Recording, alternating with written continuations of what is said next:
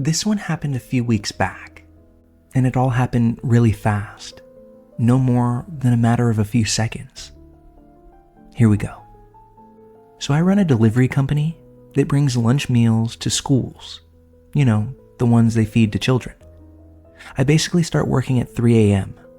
I load my refrigerated truck with all the meals, a couple hundred a day, to deliver to a small school that doesn't have a real kitchen on site, but they heat up the meals for the kids at lunch. I have to start work this early because, of course, all the schools have to be delivered to by noon. So this particular morning, I've literally just started my delivery rounds as I was arriving at the very first school that I deliver to. It's a village next to a big road, kind of on top of a mountain. And to get to the school, you have to drive all the way up to the top of the village, going on little sinus streets. Then the school itself is a bit offset from the road. There are a few houses around, but on the very spot that I stop my truck to make my delivery, it's just the school on one side of the road, while on the other, there's a few meters of a large grass band set in front of an empty parking lot.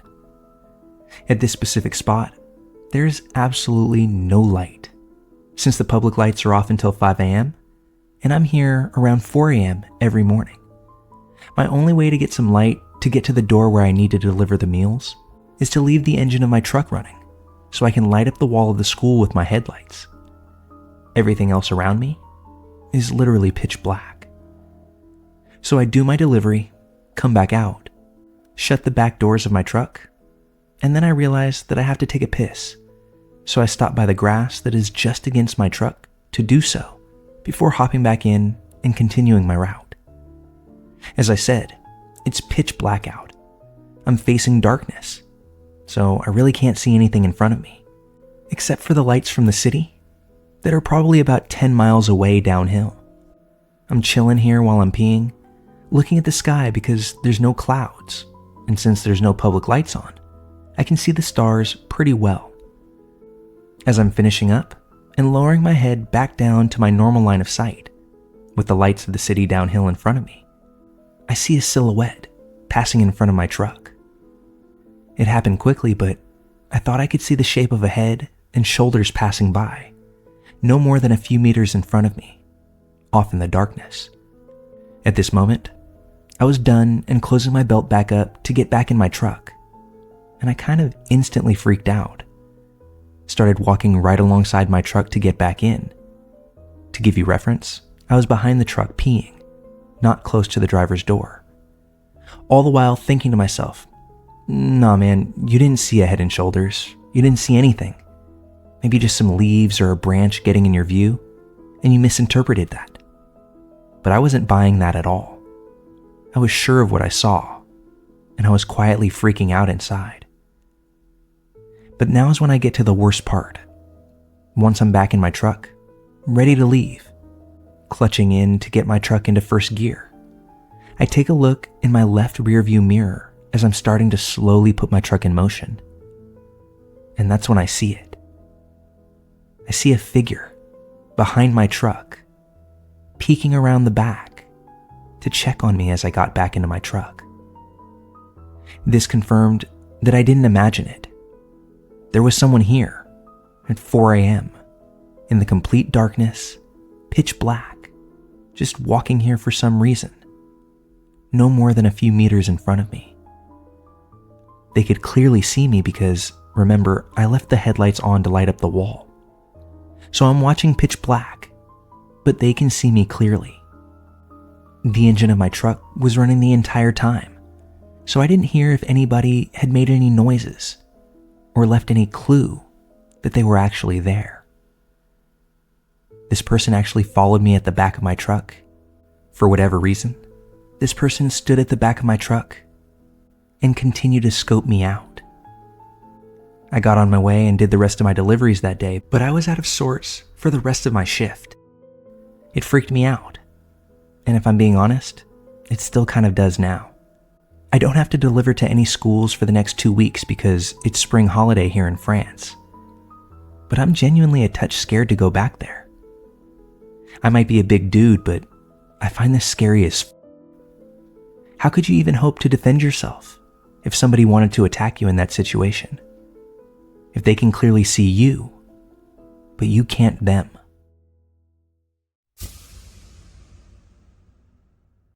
About 5 years ago, when I was 16, I was dating this guy who was about a year older than me. We'll call him Mitch. My parents never let us hang out alone, but to my surprise, they let him come on a family camping trip with us. I think they allowed this because it was kind of a special occasion, since the camping season was coming to an end, and also because the site that we were going to had been kind of a tradition for us. But this season, when it closed, it would never again reopen for camping, because people had ruined it by dumping trash and trespassing on nearby properties. Anyway, so my dad, mom, Mitch, and I are all going on this camping trip. Mitch and I have our own tent. My parents have theirs. We have an amazing first day out there. We went up on a Friday morning and planned to stay through Sunday night. Mitch and I spent the day walking along paths, catching lizards, swimming, exploring, and talking about creepypastas that involved the woods. At some point, we were exploring and realized that there were nearby properties, maybe 2 or 3 cabins about 3 or 4 miles down a dirt road from our campsite. Later that evening, my parents made a big fire. We had burgers for dinner, my parents were drinking, and Mitch and I were trying to make s'mores, while all the while trying to pretend that we weren't terrified after talking about camping horror stories all day long. I'm in the middle of trying to explain the rake to my sloshed parents, and Mitch audibly gasps because there's a guy walking down the road from the direction of the cabins. Again, it was like 4 miles off. So we all get kind of quiet. My dad calls out to the guy, something like, "Hey, how's it going?" And the guy doesn't say anything back. My dad calls out yet again, yelling out, "Are you camping? We have this spot reserved." Not in like a mean way, just trying to get the guy to respond. The guy still doesn't say anything, not until he's about 25 feet away from our campsite, which was weird as hell because it took like 2 minutes of silent walking to get to us after we first called out to him. He comes up closer, and that's when he speaks. "Hey there, folks. I just like walking around. Sometimes I take a walk down from my cabin and see if there's anyone out here camping." So this guy sits down and talks to my parents for a while. My parents are super drunk at this point, and I think they've been smoking pot pretty much all day because they were surprisingly chill with this strange man appearing and were very friendly. They all talked about what a shame it was that the camping season was ending and how terrible it was that the campsite itself was closing. Mitch and I whispered back and forth and were talking about just how weird this guy was. How weird it was that he walked this far, didn't talk at first, and just invited himself to our campsite. Then we started to notice other things. Mitch pointed out that the guy's zipper was down. He had on some lengthy cargo shorts, but his boxers were poking out of his zipper. And then I pointed out that in this entire interaction, at this point the guy had been here maybe 10 or 15 minutes. He hadn't even acknowledged us with a single word, despite sitting right across the fire from us and continuously looking at us. Then we both started to notice how the guy was mimicking my parents. He went from being stone cold sober to acting like he was drunk. He began slurring his words, getting a bit wobbly, laughing, and being much louder. Mitch and I were a bit on edge. We had been talking about creepy campfire stories all day, and this encounter felt like a creepy campfire tale. The guy just kept acting stranger and stranger, and there was no way to say something to my parents without him hearing. Mitch and I stood up and walked a few feet behind us, over to the cooler, and pretended to get some stuff out to make hot dogs. As soon as we had backed off a few feet, the guy switched the convo to talk about us.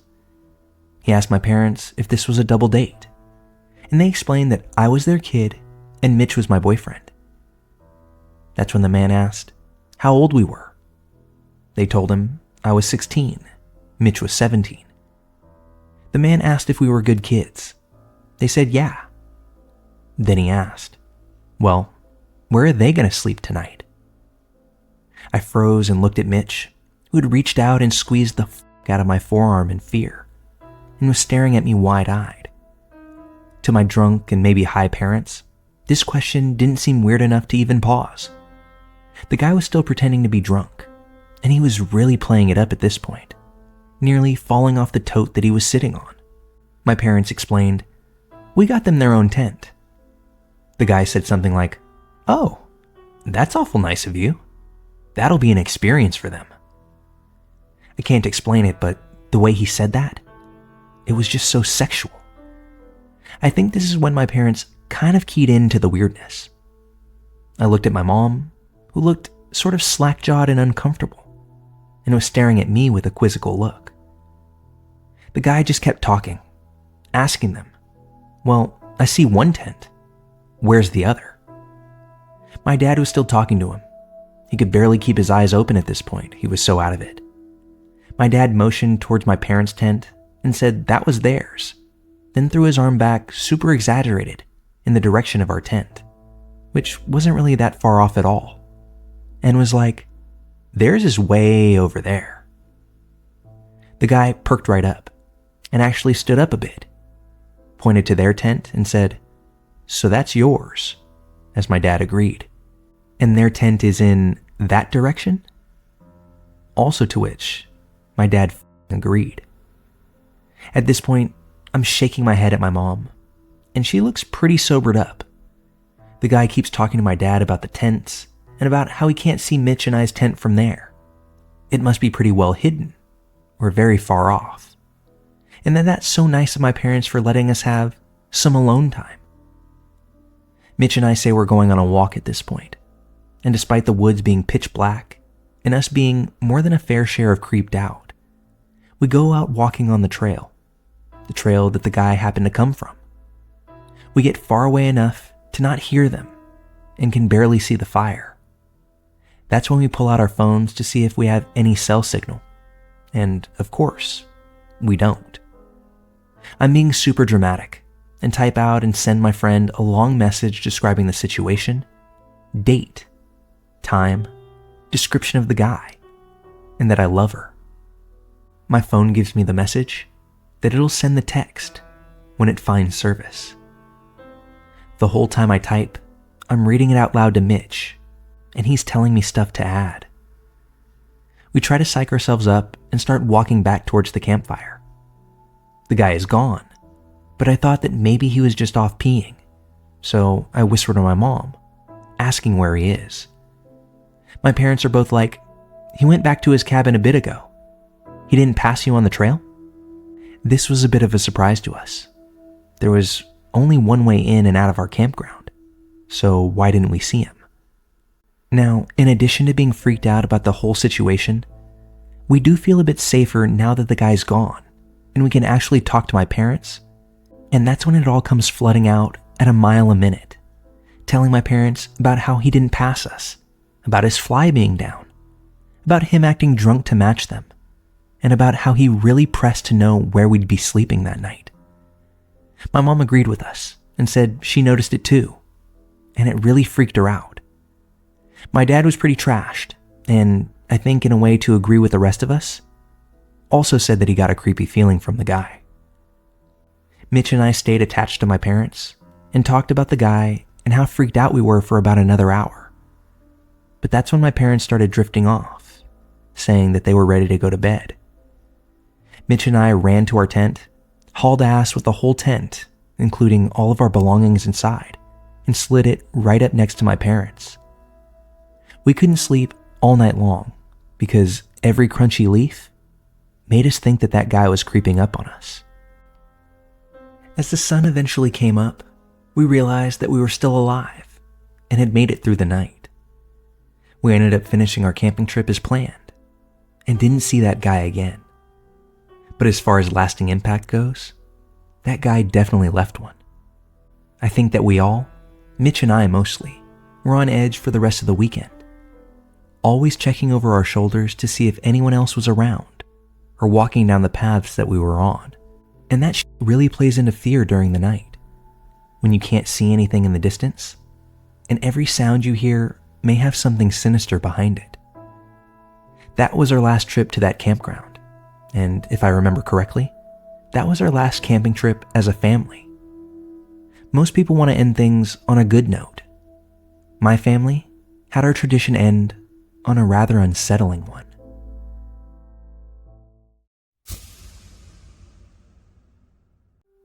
It's been a little over 2 years since I worked maintenance in 2 really shady apartments in Birmingham, Alabama.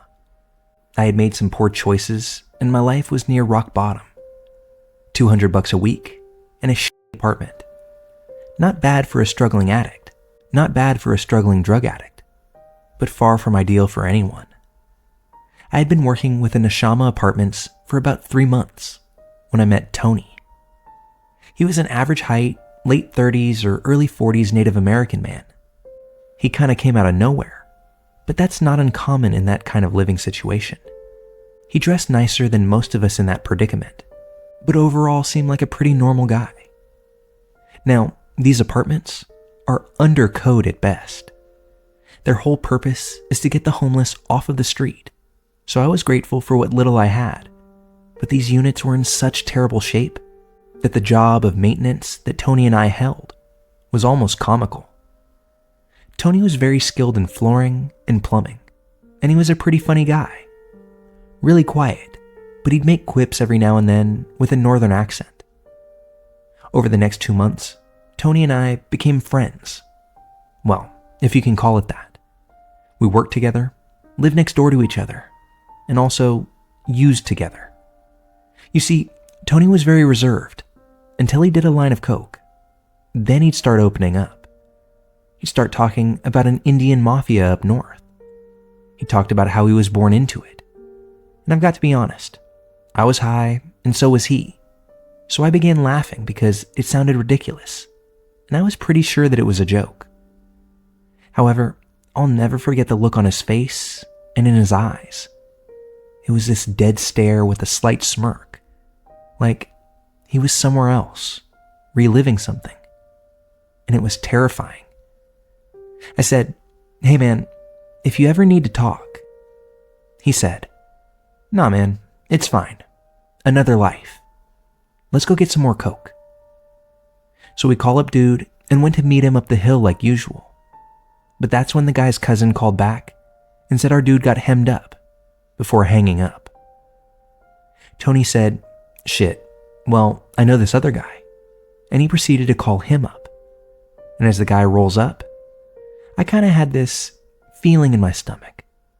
The feeling that something wasn't right. Now, forgive my language, but this is how it went down. Tony had our money and was leaning into the car. And that's when I heard Tony yell, "Nah, that." And the guy tried to peel off. But Tony had a death grip on this man, dragging him through the driver's window. Tony screamed, "You trying to stiff me, bitch? Huh?" He hit this man so hard that I swear he was trying to punch through his face. He wouldn't stop. Blood and flesh mixing with gravel on the road. I screamed, "Tony, stop. F this man, let's go." "F you, man. Check his pockets," Tony yelled. I said, "I've got the shit, man. Let's go, please." His face, his eyes, he just looked possessed. And with one more kick to this broken man's head, we fled off into the darkness. "What the f*** have you done, Tony? What did you do? I'm a f***ing white guy, bro. And you're a native. We stick out, you idiot. They're going to f***ing kill us," I shouted with tears in my eyes. "They won't do shit. I punked him out. Besides, that bitch didn't even see you. If he comes around again," he lifts his shirt up to flash a 9mm, "I'll dome him." Tony said this in a cold, matter-of-fact voice. His tone made me feel as if someone dropped icicles down my shirt. I've never met someone as terrifying as Tony in my life. The next morning, he told me a bit more. Still coked out, mind you. Look, without saying too much, Tony told me that he worked in a series of Native American casinos as someone who dealt with loans and collections. If you couldn't pay up, Tony and another person like Tony would show up and handle it. He said, "Things are different on the reservations. That's what people don't get," as he calmly took a sip of his beer. Now, I'm not gonna lie, I was pretty fascinated with his stories. And I mean, come on, they were just stories, right? Over the next few months, my worry that someone would come for us settled down some, and we moved on with life fixing up apartments, doing drugs, rinse and repeat. Until one day we were working on a sink, kind of tweaking a little bit. And up until this point, I would listen to his mafioso stories with a childlike wonder. But on this day, he told a story that kind of made me feel sick. He told me about this social security scheme that basically consisted of him and his bosses cashing social security checks of people that had, quote, cashed in their souls. He said, "We had 6 going until it all started falling apart. Someone tipped off." "Y'all finished yet?" the drunk tenant asked.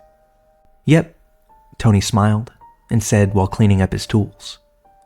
He smiled and walked out right by me, but I was still stunned from what I had just heard. If he was telling the truth, then he's a cold-hearted monster that's also on the run. And if he's lying, then he's incredibly f***ed up in the head. At around 3 a.m. that night, I found out what it was. I was woken up by the loudest bang I've ever heard. After the bang, a flood of blinding light filled the entire apartment complex, in addition to a lot of shouting from outside. "What the hell is happening?" I yelled to my roommate. I ran to the front door and opened it to an armed and armored U.S. Marshal in a sea of blue lights. "Get back inside, right now," the Marshal said sternly with a rifle pointed down, but definitely in my direction. So that's what I did. Seeing cops rush our apartment complex is nothing new, but this is the most intense I've ever seen. The next morning when I came outside, I noticed Tony's door had been smashed in. Holy shit, I thought, while I was walking to the apartment manager's office. I asked, "What the hell happened last night?" She proceeded to tell me that Tony had been on the run for a while and had somehow fooled his way into a government-funded HUD apartment complex and job with said government-funded apartments, all with an assumed identity. She then turned to me and said with a shocked look, "Tony hurt a lot of people." Every hair on my body stood on end, and all I could get out was, "Oh." I'm not much for conspiracies, but there was nothing on the news about this arrest. I can't find anything on Google about it. Then again, it's pretty embarrassing that a state-funded homeless program let in an on-the-run fugitive and then paid him to work maintenance. Never saw anything on the news about Tony. He was never really brought up around the complex again after that. I've since gotten on my feet and left the apartment and that way of life behind. But the moral that sticks with me to this day is that you never truly know what's going on in the head of the man next to you.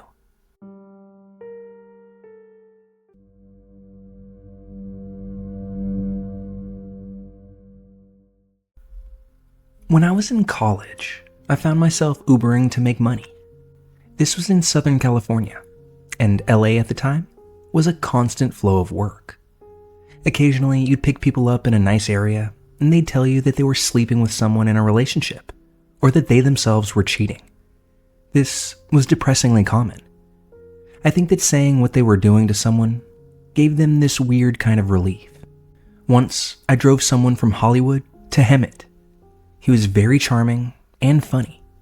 When I dropped him off, it was a big blue building that they buzzed us into. The dude left me a $200 cash tip. I later found out this was what is known as gold base for the Church of Scientology. If you don't know what that is, it's a completely normal, not weird at all in any way location, owned by the Church of Scientology. Feel free to Google it. A few months into my taxi career, insurance companies started using rideshare service, and some people who were more down on their luck would use it. Sometimes this was people just trying to get their kids to school, but sometimes it was much sadder. I can't tell you how many times I showed up to a doctor's office to see someone with accessibility limitations have their face drop at seeing my tiny car instead of a van like they needed. The clients that had substance problems were the types of interactions that would stay with you. Once I picked a man up going to a dental appointment. And I drove him for about half an hour. He told me about how he used to run drugs in the 90s until they caught him with a few pounds of coke. He told me about when he was moved from Nevada to Florida for trial, how he traveled handcuffed in a van, how the cops would stop only once a day at McDonald's for their $1 menu item of the day. He asked me to stop at a liquor store, and he chugged a tiny bottle of booze, shoved some mints into his mouth, then sipped on a soda. This guy smelled like pure alcohol when I dropped him off at his dentist. Near my house, there was a methadone clinic. I would get up before dawn to be able to take those rides. Early bird gets the worm, right? Almost always, there were sweet and thankful people. Sometimes they were a little bit out of it, but I never felt like I was in any danger or anything like that. Just good people going through tough times. These rides were the most consistently depressing. People who were going to court clearly drunk or high. Older women who had trouble requesting a ride and had been waiting in the parking lot of their dialysis place into the night. They tell their stories sometimes. A person who was going to court for a child custody case. People struggling with mental illness. Some mornings were downright exhausting. Being up that early, you'd hit another crowd that I had never anticipated. Funeral goers. The saddest funeral ride was when a man and a woman got into my back seat. Rather than speaking to me, the man handed me a neon printout of a map of a cemetery with printed instructions on it saying what plot to go to. There was a written message on it that said, "Hello, I'm attending my father's funeral. My wife and I are deaf. Please follow these directions." The whole ride, I could hear them signing to one another and trying their best not to cry. There were also the retired gamblers. They'd leave their houses at 7 in the morning, take a $70 Uber out to the desert, and spend the whole day gambling at the reservation casinos. The desert is where I saw truly the weirdest things. The desert was the only place I had ever felt scared driving. It was in Temecula, the wine country of Southern California. Lots of wooded roads and desert. One day, I happened to pick up a lady just off the freeway at what I initially assumed was the edge of a golf resort, but it was actually an unpaved access road. It was late, and that area was especially dark. I was just getting ready to call the passenger when I saw them coming down the unpaved access road. It was a tall blonde woman in a very nice pantsuit. She was absurdly put together, considering she had walked God knows how long in heels down a dirt rock road. She got into the car, and she was very pleasant. She said she lived in a gated community that was hard to get Ubers to, and it was just easier to send me to the access road. I thought it was weird, but I didn't want to be creepy asking about where she lived exactly. She was friendly, chatty even. She said she was going to a dinner party, and as she spoke to me, I could feel her looking at me in the rearview mirror the entire ride. We drove a half hour away from the freeway to one of those rural chic neighborhoods that you would hear celebrities had huge parties in. Eventually, we reached the address, which was a paved road lined with trees. She told me to keep driving, and I didn't think much of it because, again, we were in a mansion-style neighborhood. We hit a white ranch-style fence after a minute or so going down the road. That was when I started to feel just a tad bit uneasy. There were around a dozen or so no trespassing signs, and one of those classic, "Forget the dog, beware of the owner" signs, with a guy pointing a pistol at you. I thought it was more than a little blunt to have that many signs, but hey, it's not my property. We drove for about a minute when we came to another fence. It was at the top of a hill, and it overlooked a barn with some lights off in the distance. I know this sounds weird, but it was unpleasant. I couldn't put my finger on it, It was just a barn with what looked like a barbecue going on. But being out in the woods without any light definitely had me freaked out. The passenger told me that I could just slide the gate open. As I approached the fence, I saw some signs that made me stop cold.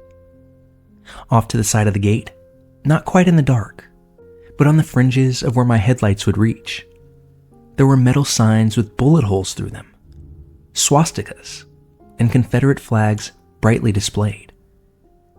Now, Southern California has a lot of white supremacist pockets. I had dropped off dozens of passengers in cities like Norco and driven down streets with people drinking in the garage, and a Nazi flag proudly hung behind them. It wasn't my favorite, but I wasn't spending any time in those neighborhoods more than I needed to. This, however, was different. It was after 11 p.m. at night, and I had no idea where I was. I opened the gate, and down the road, I saw what I assumed were cell phone flashlights lighting up and coming up the incline. This made me very uncomfortable. I went back, and I told the woman that I didn't think my car would make it back up the hill if I went down it. "What are you talking about? Just take me.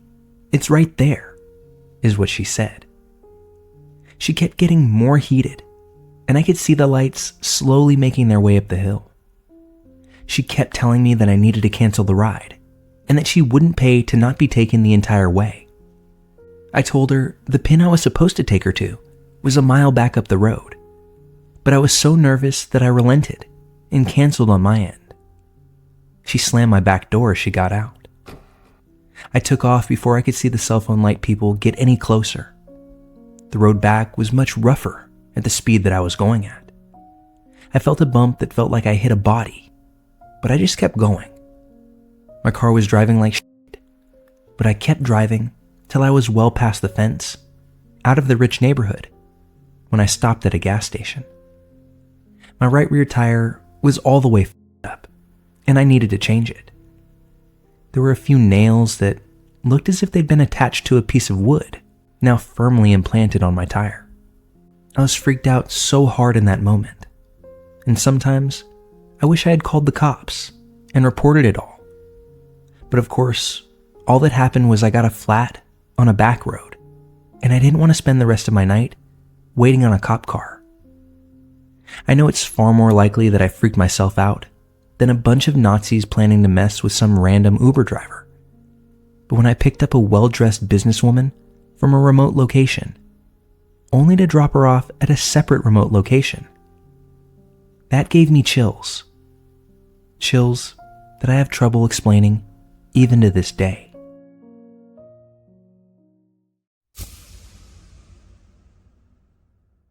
I recently found this sub, and reading through some of the stories here has brought back several unsettling memories from my own childhood. Figured I'd take a minute to share one of these instances with you all. I grew up in a major but relatively small US city. We lived in a neighborhood that bordered one of the most exclusive neighborhoods in our town.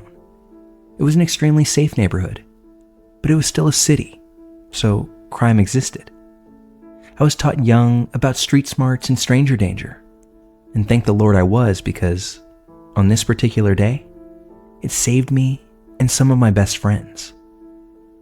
The day of the encounter was a surprisingly warm, sunny summer day. My best friend lived a few houses down from me, and essentially lived at my house most of our childhood. He was over from sunup to sundown. We had another good friend with us that day, and were trying to decide what kind of trouble the three of us were going to get into. My family had the largest backyard in the neighborhood, so that was often ground zero for our shenanigans.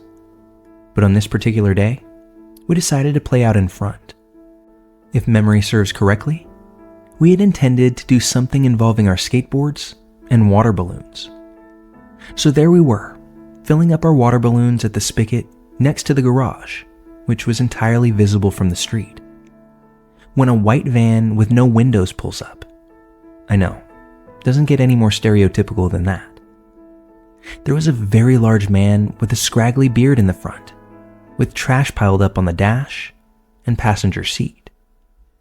Instantly, all three of us kids freeze, and I distinctly remember the feeling of a chill running up my spine. Something immediately felt wrong. This man then yells out to us, "You kids know what time it is?"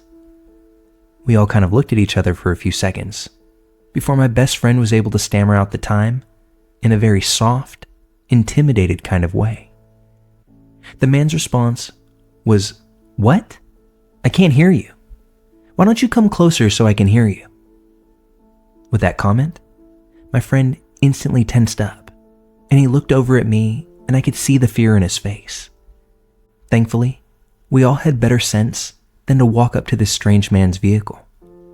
That's when my buddy repeated the time at a volume that everyone on the block would be able to hear. In retrospect, I think that he may have been trying to yell loudly enough that my mom, who was in the backyard, might have heard us.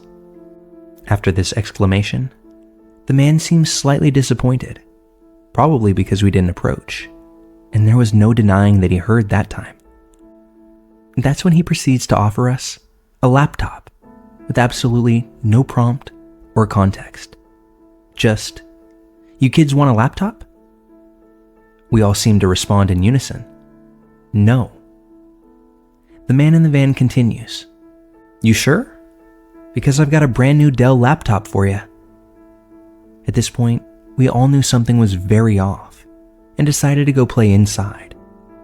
As we head towards the door, he called out from behind us, "Where are y'all going? I thought we were talking. Don't leave." We went up to my room to play, and my room had a window which looked out onto the street. And for the next 30 minutes or so, that man just circled the block. It didn't seem like he stopped to talk to anybody else or harass any other kids out in their yards. But the fact that he stayed out in our neighborhood definitely gave me goosebumps as a kid. Man in the creepy pedo van with all the free laptops. May we never meet. At the time, we all shrugged the event off pretty quickly and didn't talk about it for years. We all still remember it like yesterday, and it affects us much more these days than it did back then. Thankfully, we had the whole stranger danger sense, and we're all safe. The worst part is that I grew up right across the street from an elementary school, and I sometimes find myself wondering if that's the reason he was on the block in the first place.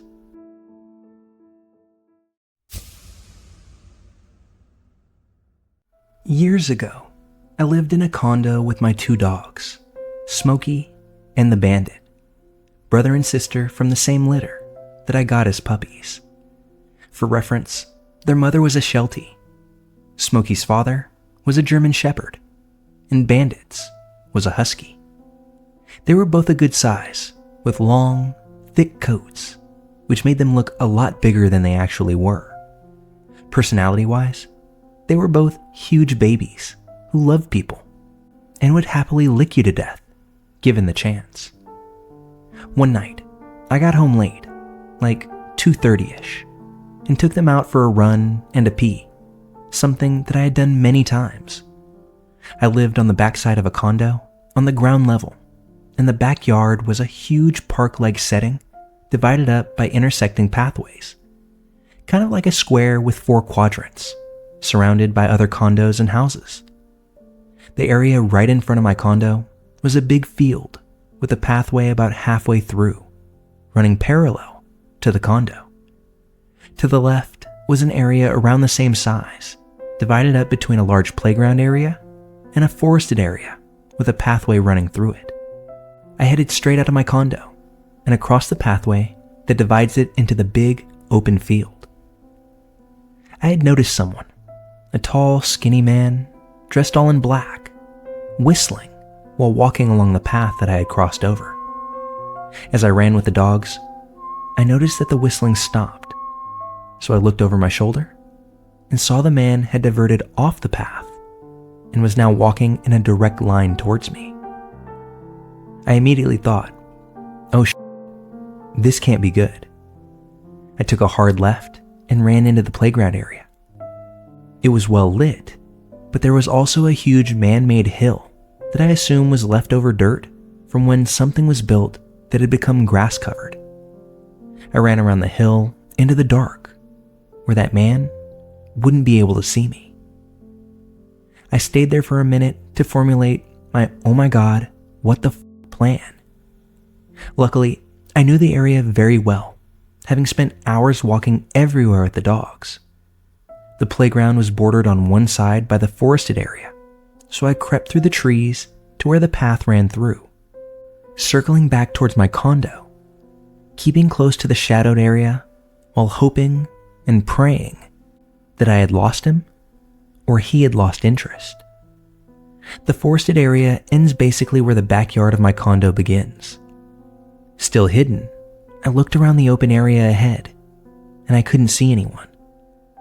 I made a break for it and started running like hell.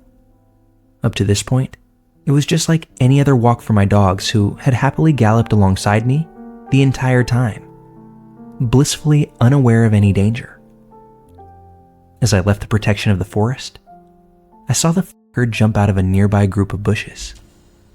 I had a good head start on him, but I didn't know how fast the fucker was, so I just kept running, trying my best not to look back.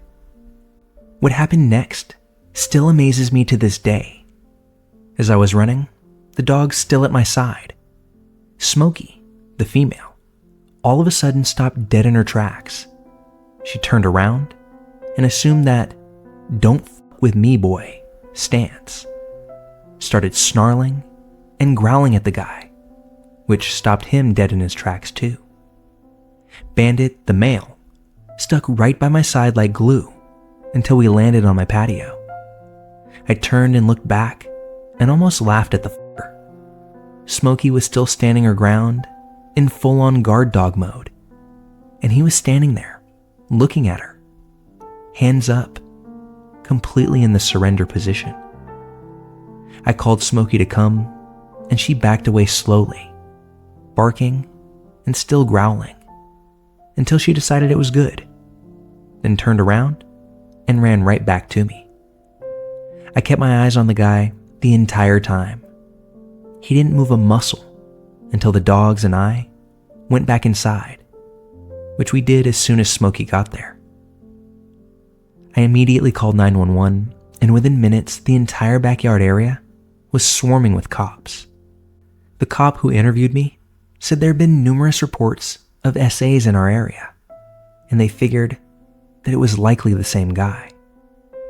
Unfortunately, other than tall, skinny, and wearing black, I had zero info on what he looked like. I don't know if they ever caught him or anything more about it. Once everyone was gone, I had a good, long cuddle with my wonder dogs, complete with them licking away my tears. After the adrenaline and everything wore off, the gravity of what could have happened and how damn lucky I was finally hit me. For the record, I had done lots of different modes of training with them, but never anything that involved protection. What they did was 100% instinct that I didn't even know they had in them.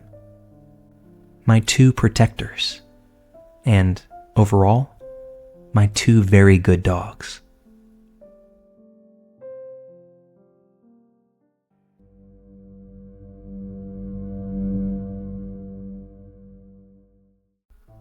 "3:30 a.m., some random Tuesday in October. I'm sleeping soundly on my couch when I'm awakened by a loud banging and screaming. Not just drunk people at 3:30 a.m. screaming, but that horrified, panic-filled, someone is f***ing dying screaming. You know it if you've ever heard it. My eyes pop open, and I immediately see a half-naked woman, covered in blood, banging on my door. Ripped button-down shirt, barely holding on, boobs barely contained within the fabric, and wearing only a set of panties beyond that. That's it. It's freaking October in New England. It's cold as hell out here.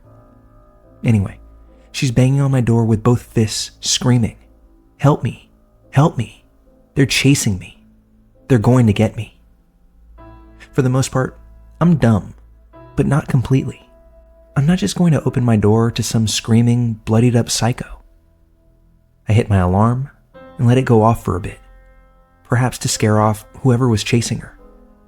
Then I do the only humane thing that I can think to do in this situation. I let her in. I pull her into my home and close the door quickly. I answer the call from my alarm company. Yes, send the police, send an ambulance, and thank you for being real. Before this evening, I'd never had to use my alarm before, so it was nice to know that someone was actually on the other end. Now I have this lady bleeding all over my living room and crying hysterically, repeating over and over. They were animals. They were chasing me like animals. I can clearly hear that she has an accent. I'm figuring Russian or Romanian. She's speaking broken English and is scared as hell. I take her into the kitchen and enter CSI mode. I'm thinking, yeah, I got this shit. I'm gonna not contaminate evidence and make sure I keep all the bloodied rags that I used to clean her for the cops. All the while, she's still saying that she was being chased by animals and all that.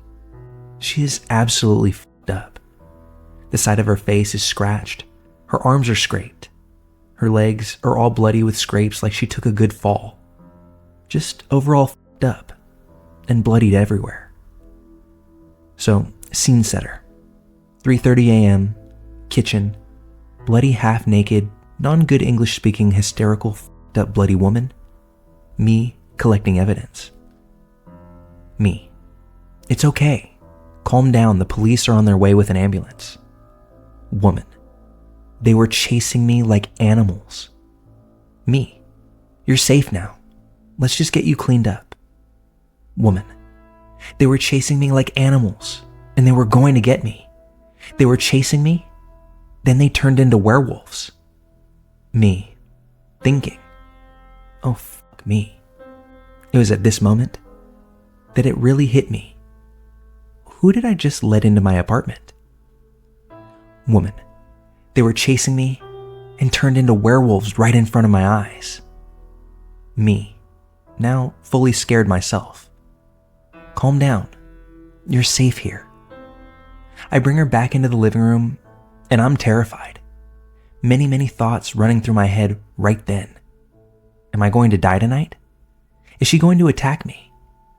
Why aren't the police here yet? I need a weapon and fast. But mostly just, oh my God, what the f*** did I do by letting her inside? She's bandaged but still rambling on and on about animals and chasing her and what have you. I decide it's probably a good idea to give 911 another ring, just to be sure they know my address. It also allows me to get my couch in between me and her, affording me just a little bit of safety. Not much, but I was confident in my run around the couch, she'll never catch me skills. She's pacing my living room, rambling, when she goes over to the window and starts staring. A good 10-second stare, with a creepy silence attached to it. Then, babies. There are babies in the road. Oh my God, look at all the babies in the road. Screaming at the top of her lungs. Now, there's no way that I'm coming out from behind the couch. Those babies in the road are probably there for a good reason. This goes on for a good 30 seconds. Not an imaginary 30 seconds where you think it's been like 5 minutes and it's really only been like 10 seconds. This was a full-on 30 seconds of screaming and me standing behind my couch thinking, no way I'm gonna fall for that trick. Finally, the police show up. The officer knocks on my door. I now have to leave the safety of the backside of my couch to unlock the door. I dashed my ass right to the door and ran out, telling the cops, she's f***ing nuts. Be careful. They take her to the ambulance and do whatever they need to do to her. At this point, I'm just chilling on my couch, shell-shocked. The cop comes back in and asks me if I know her. And while this woman looked familiar to me, I didn't know her. Then he asked me if I was babysitting for her. I'm like, huh? No, I'm not babysitting for her. The cop proceeds to say, oh, because she said you were babysitting her kids, and when she showed up to collect them, you wouldn't give them back. At this point, I'm exhausted and frog-eyed and just throw my rights right out the window, telling the cop to search my house and that there are no kids. The cop knows it's a BS story she gave, but he had to ask anyhow, and I understand that. He doesn't ultimately search my house. Ambulance takes her away, cops leave. It's now 4 a.m. and I'm sitting on my couch knowing I'm never going to get back to sleep, and the upcoming workday is going to suck. The best part of this story is what the police blotter said in the next day's paper. Resident lets woman claiming to be chased by werewolves into her home. Awesome.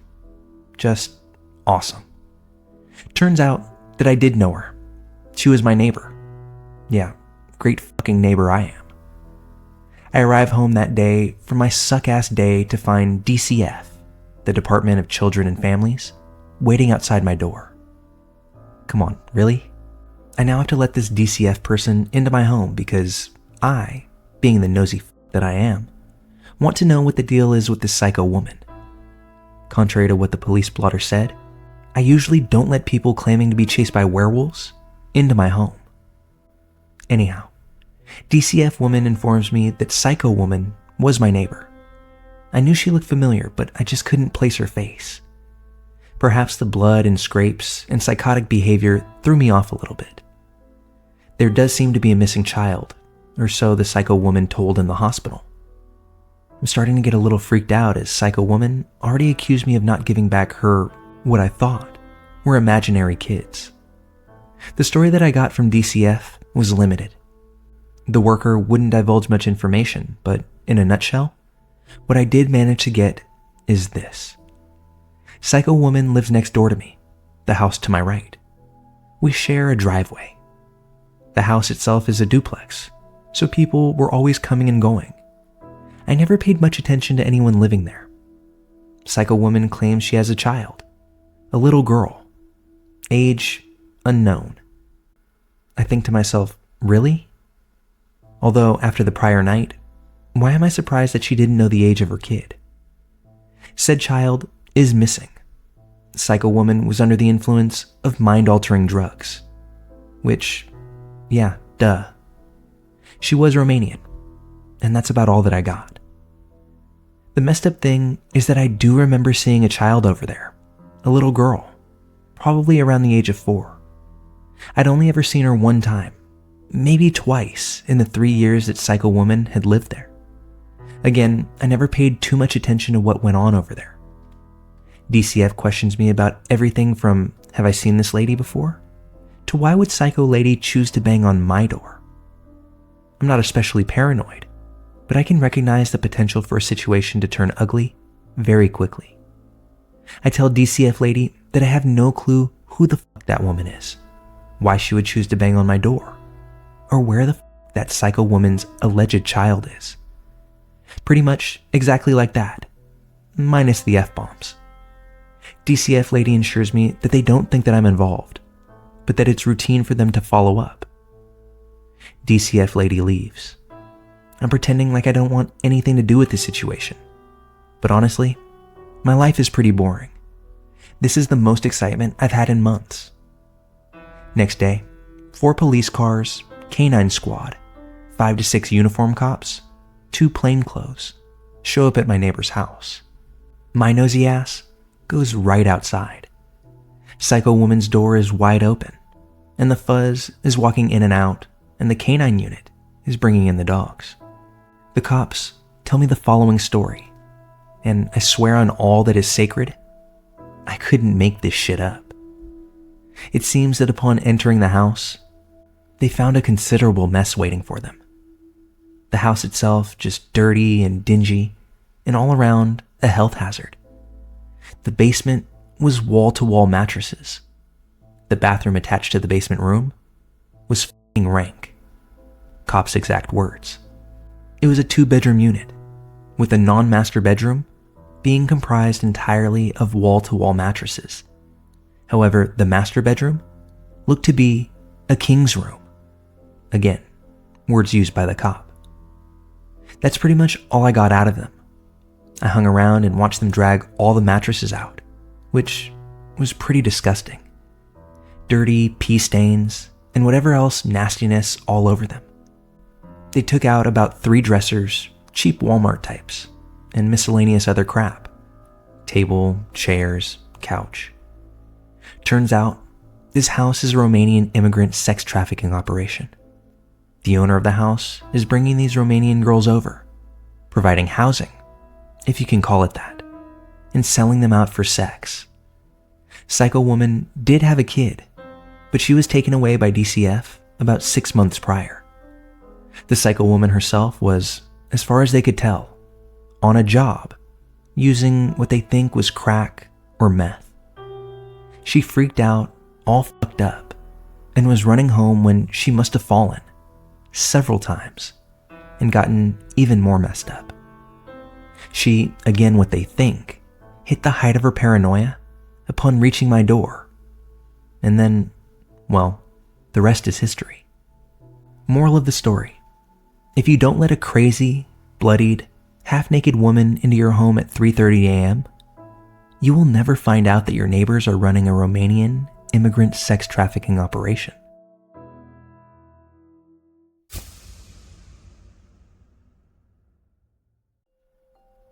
This story takes place when I was at home alone in my previous apartment, which was in a not-so-great neighborhood. My apartment was on the ground level, and my bedroom window faced a back alley behind the property.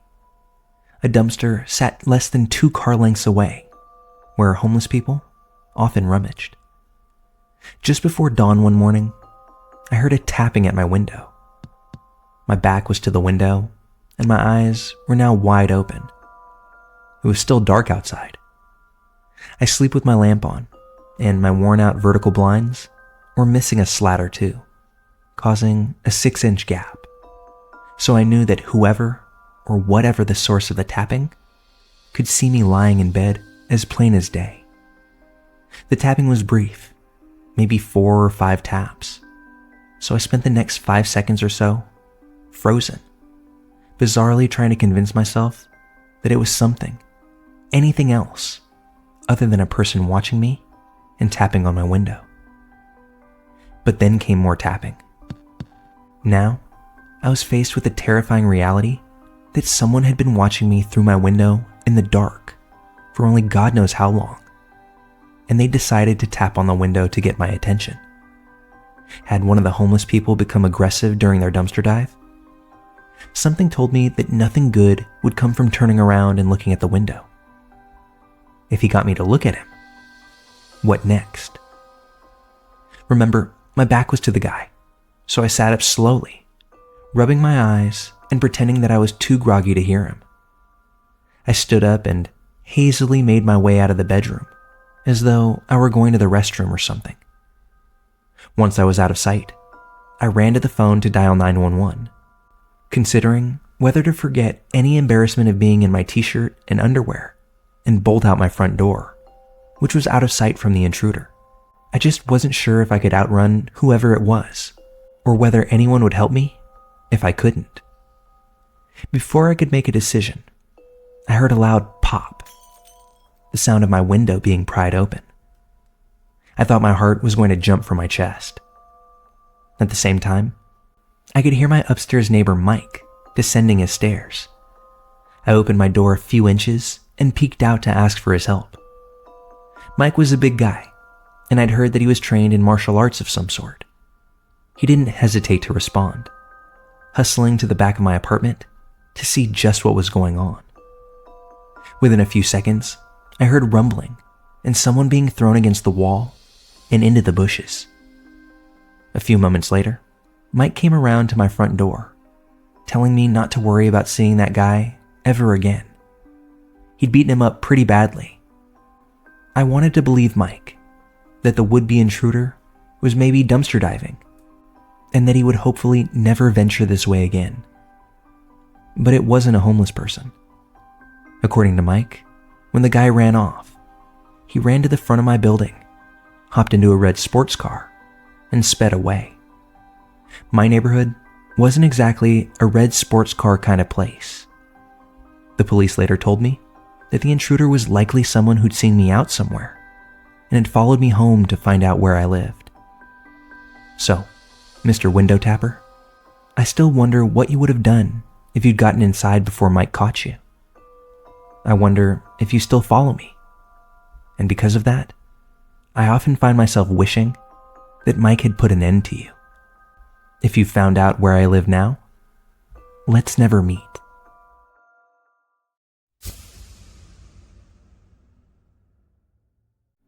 Recently, there was an Amber Alert, and my daughter was asking me what that beeping sound was all about. For those who don't know, an Amber Alert goes out when a child is reported missing. If you receive the notifications on your phone, then you know what I'm talking about. The alert will sometimes give information, like the victim's appearance, as well as the perpetrator, the location of the abduction, make and model of a vehicle if applicable. My phone started beeping one evening while helping my daughter clean her room. It was an Amber Alert. She asked about it. I gave her a small rundown, and that was that. However, it triggered a childhood memory I have, where I believe with all my heart that I was almost kidnapped when I was a kid. To be clear, this isn't a memory that was lying dormant in my subconscious, and this random Amber Alert talk with my kid caused it to resurface in my mind. This incident is something I've pondered and thought about off and on for years now. I'm 41 years old, and a guy, by the way. It's just been a while since I've considered the factors and details of the experience, and this recent Amber Alert talk with my daughter really caused me to pause and reflect on the incident itself once again. And that's what brings me here today. As a parent, you worry about these things and do all you can to protect your children, especially when you personally experience something truly scary like this. The occurrence happened when I was just a young kid. My guess is somewhere around 7 or 8. I can't be sure, but I think that's a safe estimate based on the fact that much of those early childhood memories aren't there anymore. I do remember my kindergarten experience, which I would have been 5 or 6 for, and also later grades. So this incident must have happened sometime after or around the ages of 7 or 8. My parents took me to a neighboring city to do some shopping. We lived in a small rural town with not much to offer, so from time to time, we would go to this neighboring city about 45 minutes from where we were located. It just had more going on in the way of shopping. My parents would take me up there for school clothes shopping or out to eat because restaurants were better, and because my mom was a crafter. She absolutely loved to make crafts. It was her thing. There were different craft stores, including a fabric store that she liked going to up there. This specific trip, we went to a fabric store, Joanne Fabrics to be exact. This was a pretty big store. As a little kid, I guess most every place seemed big, but no kidding, this was a sizable shop. My dad sat out in the car while I went in with my mom. He did that a lot. When there was a store that he just didn't want to go into, he'd sit in the car, so I can't blame him there.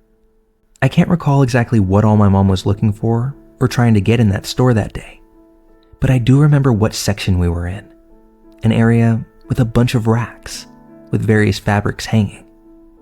Imagine a clothing store with circular racks with clothes hanging around them. And that's pretty much what it's like at this fabric store. Racks and racks of hanging fabrics. I remember this area being slightly toward the beginning or the entrance of the store.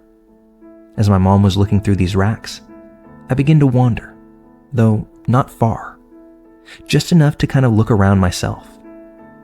I was probably bored and started wandering around is my guess. But I could still see my mom just up and over a few racks away, so it wasn't like I was on the other side of the store or anything. When then, this random man approached me, and honestly, I can't even remember from what direction he came from. It's just like I was there by myself one minute, and the next, I looked up and saw this guy. It was like he came in fast and out of nowhere. I quickly looked over to where my mom was. She had moved a few racks up and away, but I could still see her, although there was a fair bit of distance between my mother and myself at this point. So here I am, standing behind some rack of fabric with this older guy opposite me on the other side of the rack. That's when he speaks. "Hey, little guy, how you doing there?" I remained silent because this took me completely off guard. He asked, "Where are your folks at? Are you here all alone?" I stood still and quiet. "Why don't you come here? I got something to show you." At this point, he started advancing towards me, coming around the rack to where I was. I quickly started the other way, but he stopped and started coming around the other way himself, as if to meet me in the middle. I was scared at this moment and became instantly aware that this man seemed dangerous and like he was doing his best to get a hold of me. "Come here," he barked. I jerked fast to the left, but he did the same. And I remember this wild look in his eyes. Whichever direction I went, he followed. But remember, there's a rack between us. God, I'm so thankful for that rack. After some back and forth movements from me and this man, I finally lock in on my mom and yell, "Mom, help!" You would have thought I screamed bloody murder. It was so loud, and it definitely got my mom's attention. "What's wrong?" she asked. This startled the man, and he looked over his shoulder in the direction of my gaze and confirmed, "Yep, that must be this kid's mother." His demeanor absolutely changes, and it's as if everything is just fun and games, and he was just messing around. And he said as much to my mom. "I was just messing around with him. No harm, ma'am." My mom came to where I was, and as we reconnected, this guy tips his hat at my mom and makes his way quickly out of the store. I explained to my mom what had just happened, that this guy was trying to get me. I was upset and shaken up. She told me I did the right thing by yelling and getting her attention. It was a terrifying experience for sure, and I'm thankful something crazy didn't happen. Could I have been imagining things, like maybe this guy was really just messing around? I very much think there were nefarious intentions though. Why would a random older guy be perusing a fabric store? If he was there for something like crafts or fabrics, why promptly leave when confronted? I truly believe he was up to no good. While I can't confirm such a thing, I'm glad to have never had to find out.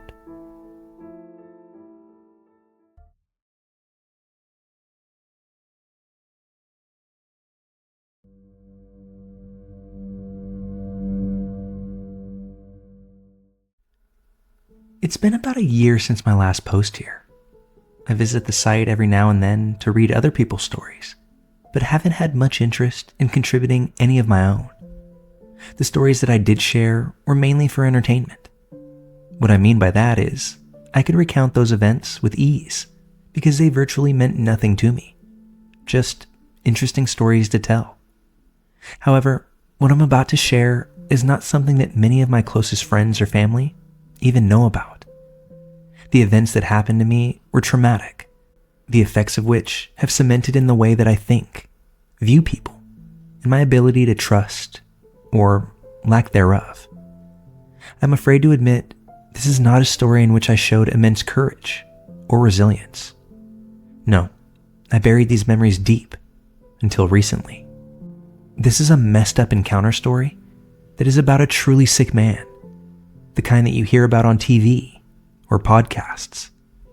The kind of evil man who managed to build something of himself, despite his unnatural desires, only to use his wealth and resources to further manipulate and take advantage of kids. Little background here. I grew up in a very poor part of New England, a Hispanic-dominated area.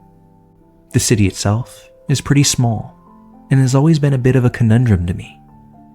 The city is known for its drug use and violence, although it was once a prospering mill city, one where immigrants came to work and secure their own slice of the American dream. The city and many of its residents have since disintegrated like the stones that make up the massive factories that loom over the city. The conundrum I speak of is while the city remains open to high criminal activity, the surrounding towns are doing great. Less than 10 miles north, you enter New Hampshire, where things are generally quiet, and south you will pass through multiple rich and thriving towns.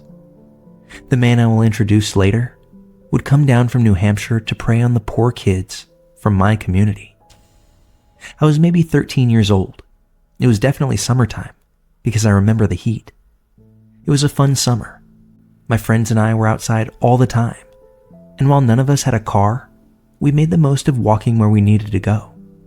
I was a bit younger than the guys I was hanging out with at the time, so they were always able to stay out later than me. Funny how everything that happens while you're not there feels like you've missed out on the best stuff. One day, while we were all just hanging around, a friend of mine mentions, maybe we can get Ryan to come by and buy us some food. Always feeling left out, I acted as if I knew who Ryan was, the whole time thinking he was a teenager, perhaps someone in his early 20s. I let the conversation go on for a bit before I couldn't resist and asked, "Who's Ryan?" The response I got drove me crazy because it only furthered my frustration of not totally feeling like I was a part of the gang.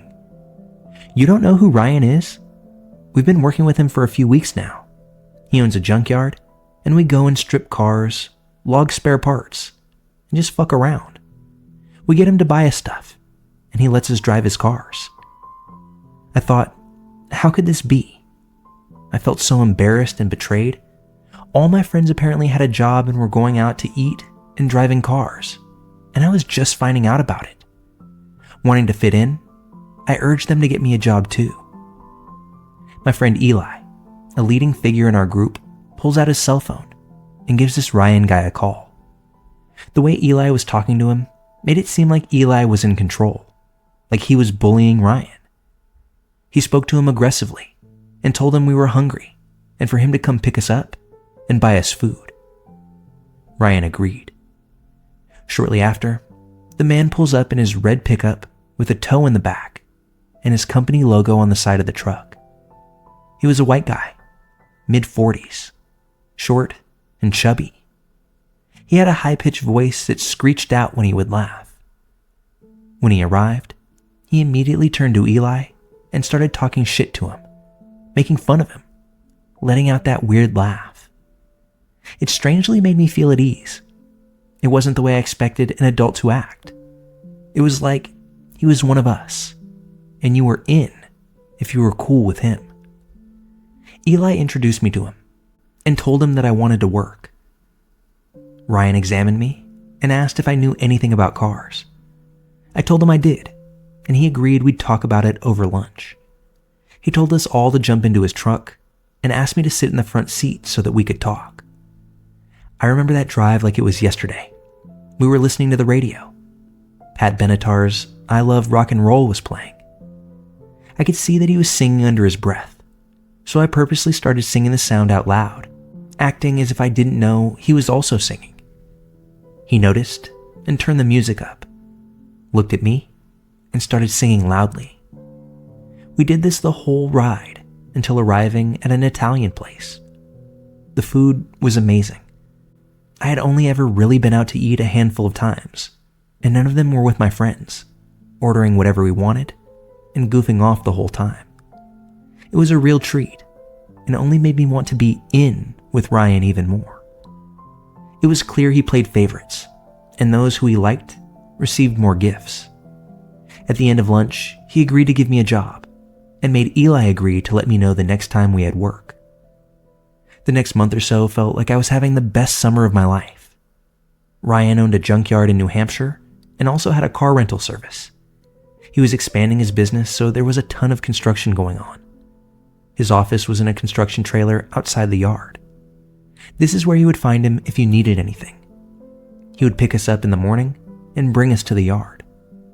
For 8 hours, we would all fuck around, walk to the very end of the yard, and hide out in the cars. We would take naps and scavenge through the hundreds of cars hoping to find valuables. Occasionally, we would actually have to work, but even then, we would still mess around. All the while, we were getting paid. Not a ton in retrospect, but more than any of us had ever received at that point. More than the pay, what we all really wanted was a car. He easily had 30 of them, not including the cars he rented. Each car was in fair shape, and each day he would throw Eli a different set of keys, and it really made the rest of us jealous. You see, Ryan didn't care if you had a license. Eli didn't, and he drove a different car every day. I had my eye on a Mazda sedan. I wanted the car so badly. When I approached Ryan, I nearly begged him for it. He agreed we would talk about it at the end of the day. I spent the whole day imagining my life with that car. How cool I would look. Pulling up to places, getting girls' attention. A car at that time was like entering into a new world, and I just might have one at the end of the day. The end of the day came, and he threw Eli some keys and told him to bring everyone home, except for me. This wasn't alarming to anyone, because all I could talk about the whole day was how he was going to give me that car. After everyone left and the sun began to set, Ryan asked me to talk in the trailer. He started with how kids are always coming and going, trying to take advantage of him, stealing from him, explaining how ungrateful people are to his generosity. I strangely felt like he was speaking about me, but indirectly. He asked me a lot of questions about drug use. Are you on drugs? Have you ever taken any? How do I know I can trust you? How do I know if you will pay me back and not just ruin my car and never give me a dime? My response to all of it was no, and I would thoroughly work off what I owed for the car. He then asked if I had anything in my pockets. I said no, and willingly turned them out. Ryan said, "You really think I'm stupid? Like you would hide stuff in your pockets? I know you're hiding things in your clothes." I had no warning bells ringing because a lot of what he was saying was true. We all stole from him. Whatever we could, whenever we could get away with it. We all thought we were in control and using him. It's amazing how someone can get you to do something and to do it on your own accord, to feel like it was your own idea. No matter what I said, he kept repeating, "I know you have something. I know you do." Ensuring him that I didn't, I would move my shirt around and pull on my waistband. But it wasn't taking. He just kept repeating that he doesn't make deals with thieves. Then I got the idea, painfully in retrospect. I'll take my shirt off, show this guy that I don't have anything. Standing there with my shirt off, he just continued. So I then took my pants off. I stood there in triumph, thinking, "You see, I don't have anything." With only my boxers on, I started to jokingly dance because I had won. I didn't have anything. When Ryan said calmly and coldly, "Take off your boxers." What? I was so confused. I didn't have anything. And why doesn't he believe me? Ryan just sat behind his desk and told me again to take off my boxers. I was frozen. Even though I hadn't said the words, I knew I was alone, far away from home, and confusion just took over my mind. Thoughts in my head ceased to exist. I was just frozen. He leaned forward and said, "Are you going to make me go over there and take them off for you?" Weird how I still didn't think I was being taken advantage of. My brain still thought, this fucking guy really thinks I stole something. What the fuck could I hide in my boxers? I said to him again, I didn't have anything. And well, he completely dropped the whole stealing bit. "I want to see your dick. Pull it out." I didn't know what to do. It really sucks you don't have any options to just freeze time, to actually think about what is happening. Instead, you're forced to make a choice as fast as you would choose the words while having a conversation. My brain went into survival mode, and that mode was not to look at the situation for what it actually was. And I did what he asked, choosing to believe that it just wasn't a big deal. He just sat there and looked at me, and thank God that that's all he did. I began to shake, and that's when I grabbed my clothes. He snapped out of whatever world he was in and started moving things around on his desk, looking in drawers. I couldn't meet his eyes. I was ashamed and confused.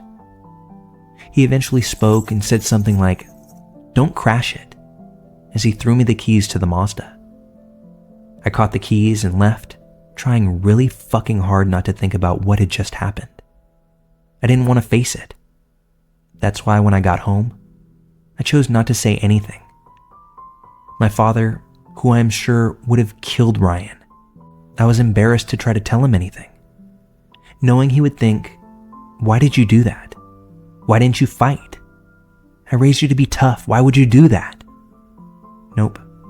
I just showed up like any other night, except this time, I had a car. I clearly didn't think things through because I was like 14, and I just came home with a car. My parents were pissed. They told me to call one of my friends and have them pick up the car.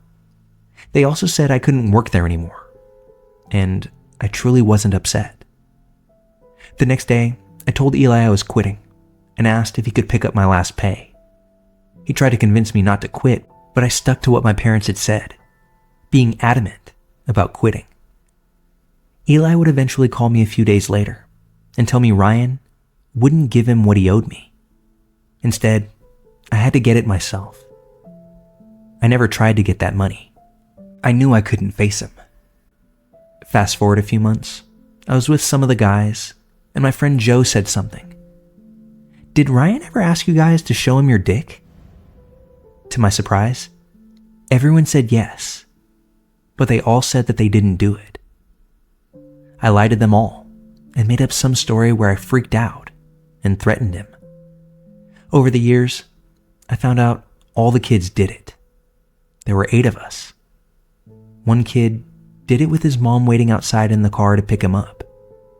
Not sure if Ryan knew she was outside, but the kid never said a word. We all just buried it. We were tough guys, or wanted to be, and no one wanted to remember that. Fast forward again, maybe 7 or 8 years.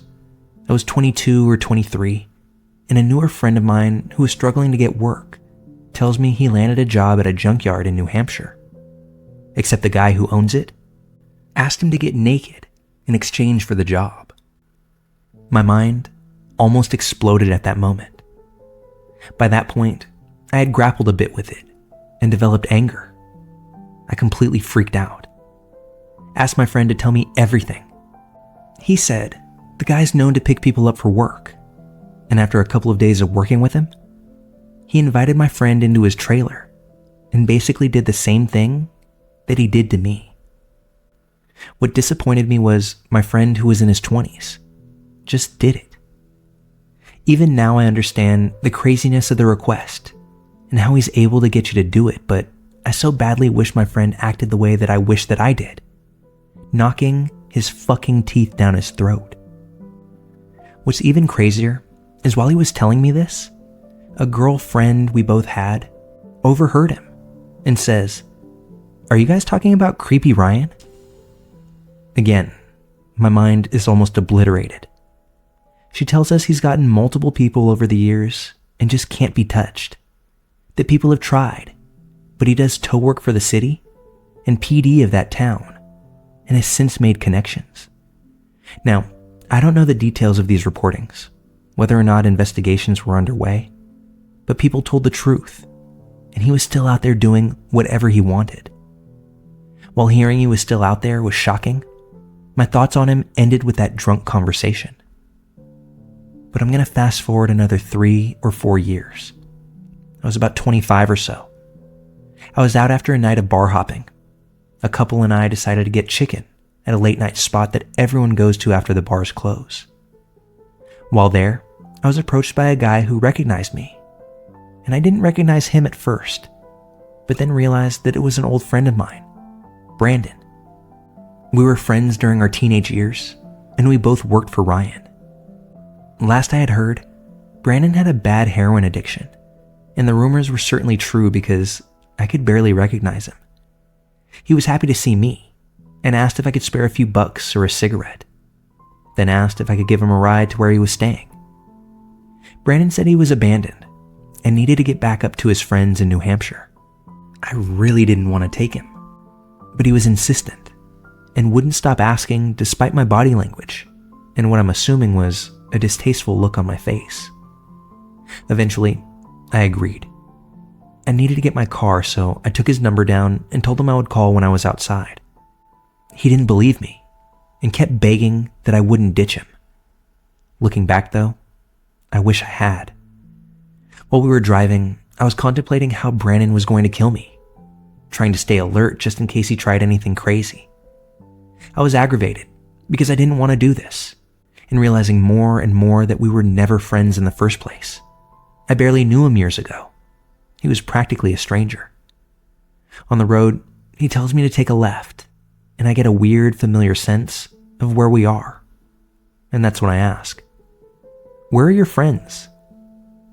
Brandon replies, "Did you ever meet Ryan?" Like every time I heard that fucker's name, my mind blew up. I shouted, "You're staying with Ryan? That guy's a fucking piece of shit pedophile who takes advantage of kids. What the fuck are you doing here? I assumed that fucker was in prison." Brandon just laughed and said, "Yeah, I work with him. He's weird, but you just need to smack him up a bit, and he doesn't try that weird shit on you." I was pissed and kept trying to explain to Brandon how fucking severe this guy was and how it wasn't a small issue. Brandon just kept shrugging it off though and said many people had paid him visits and put him in the hospital a few times, and something about him being kidnapped and having to pay money to families threatening to kill him. He also said the cops had paid him multiple visits, and there was a charge against him, but he had paid fees and maybe on some registry, but he still has everything he had before. None of that was satisfying to hear. I wanted to hear that he was rotting in prison, or dead. I refused to drive him all the way there and dropped him off at the top of the street. I said good luck and sped the fuck out of there. I was so fucking angry the entire drive home. He was still out and walking around. I passed out when I finally got home and slept in late the next morning. When I woke up, I had a missed call and a voicemail. I listened, and it was Ryan. I'm assuming Brandon told him that I gave him a ride, and perhaps the things that I said. He said that I needed to call him back so we could talk, that Brandon was in bad health, and he needed to talk to me. I was shocked and terrified. Hearing his voice seriously gave me chills. It was like I was 14 all over again. I paced around my apartment and decided to call back. When I got Ryan on the phone, I absolutely lost it. I screamed at him, calling him a pedophile, and told him that I was going to kill him. I reminded him of what he did, all while swearing and describing how I wanted him dead. He eventually hung up on me, and I immediately blocked the number and started mentally preparing myself. I thought I had just started war and told myself I needed to get ready for him to come. The sick fuck would try and kill me because I wanted to expose him. But no one ever came. My paranoia eventually went away. I would go on to move a couple of years later and can say that I haven't heard his name again, and I pray that I never do. Please, people who hear this, if you have kids, watch out for them. There are real psychos out there, and even though you think you're well put together, things can happen to you, or the ones that you know and love. I was ashamed for a long time for not coming forward and doing all that I could to stop the prick. It was just easiest to bury it deep and act as if it never happened. That unfortunately comes with consequences. It changes you. I don't trust anyone, and I make up the worst intentions for people. I will never forgive him, and I truthfully couldn't care less if he died a painful death. I've done my best to grow from this and have moved on, but it does sting more than a little, knowing that he never faced the punishment that he so rightfully deserves.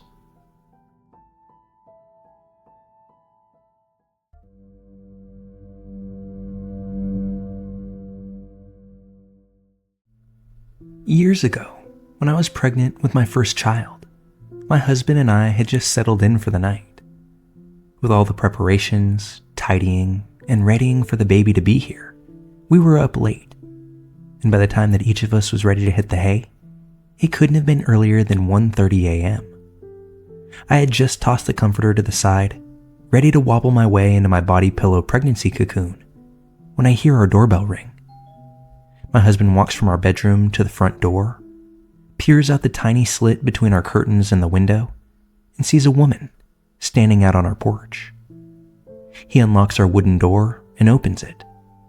Mind you that our security door that is metal never opens up at any point in this interaction, which is the reason why I think hubby felt so comfortable to open the door at that time anyway.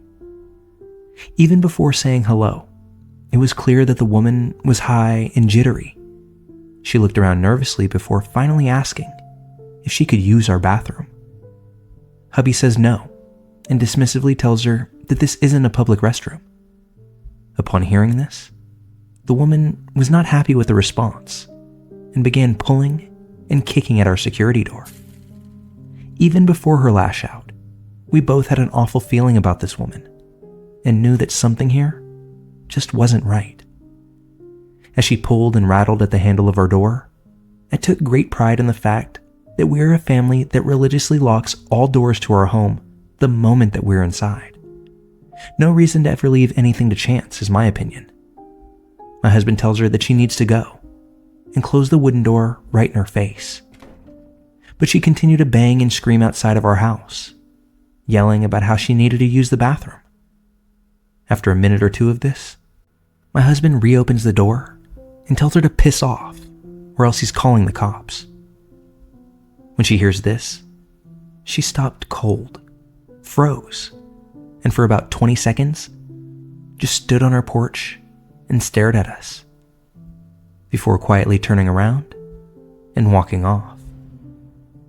A little put off by how she calmed down so quickly and left, we turned off all the lights and again turned to that small opening between our curtains and the window to see where she went.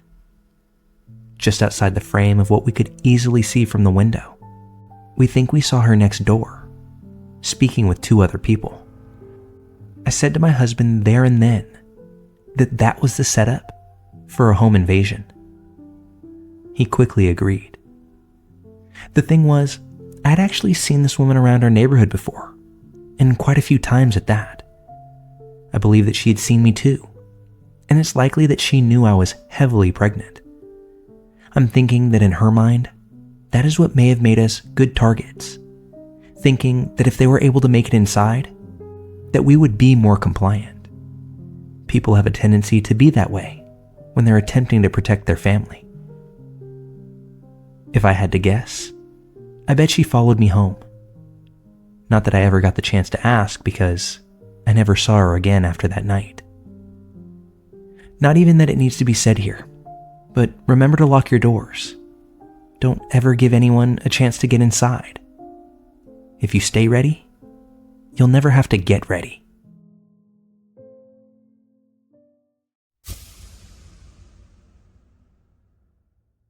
Back in 2013, I was living with my ex at the time, who lived near a nice country village. And as I was in between jobs at that point, I picked up a job at a local garden center. It was casual retail work, fairly decent pay, and easygoing enough that I could take coffee breaks frequently and wear basically whatever I liked, as long as I wore my work polo shirt. It was walking distance from my ex's house, and full of people of all ages, who were the most lovely people that I had ever met. Most of the regular customers who came to the garden center were usually sweet old people who would visit the cafe because we had free teas and discounted lunches for seniors if they had a store card. So you often got to know all of them, and some of them we even gave nicknames. Most of them sweet, like Pink Hair Lady, a badass 80-year-old grandma who wore a tasseled leather jacket and bright pink hair. Then there was Camper Van Couple, who used to drive a really cool camper van with bright orange flowers painted on it. You get the idea.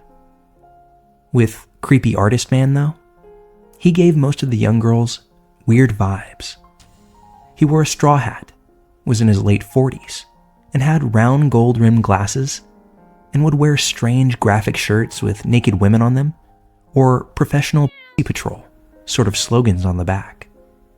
He always wore ripped jeans, where his knees were always hanging out of them, which were always dirty with paint or mud or something. He had this strange half smile that would never leave his face, and a kind of leer that made people feel uncomfortable. He would take off his glasses and clean them constantly, which kind of made you feel like he was trying to get a better look at the girls who worked there, especially the younger ones. Anyway, it was a roasting hot summer's day, and I had gratefully accepted the job of watering the hanging baskets outside, where I could avoid the humid, sweaty heat of the greenhouses. I was wearing black shorts and my red polo, as well as my tool belt to prune and deadhead plants as I went. With the hose in my hand and sun on my face, I was busy, but enjoying the solitary job at the quietest part of the garden center. Well, hello there. Out of practically nowhere, he slipped out behind some wooden trellises and looked me up and down, smiling with his weird, too small teeth.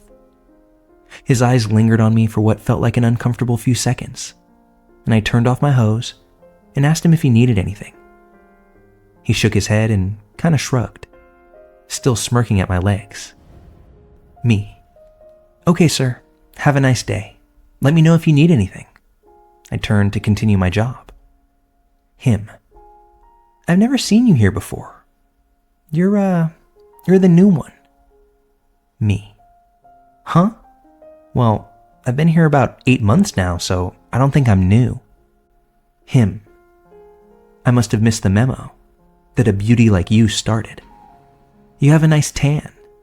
You look young. Me. Thanks. I'm 23. Anyway, I have to get back to work. Him. Well, nice to meet you. Before casually stating my entire name. Hearing him say my name slightly irked me, and that's when I suddenly remembered my name badge and get more slightly irritated that he now knew my full name. I make a beeline for the smoking area where the tool shed was, with an excuse to grab some smaller gardening gloves, and by the time I returned to the floor, creepy artist guy had left. As the weeks went by, he would come into the store pretty regularly, usually mid-afternoon. Coincidentally, or so I thought, around the time that I'd start my shift. Most of the time, I was the only cashier, so I would have to serve him. He would buy the smallest, most pointless things, like floristry wire or a tiny bag of birdseed.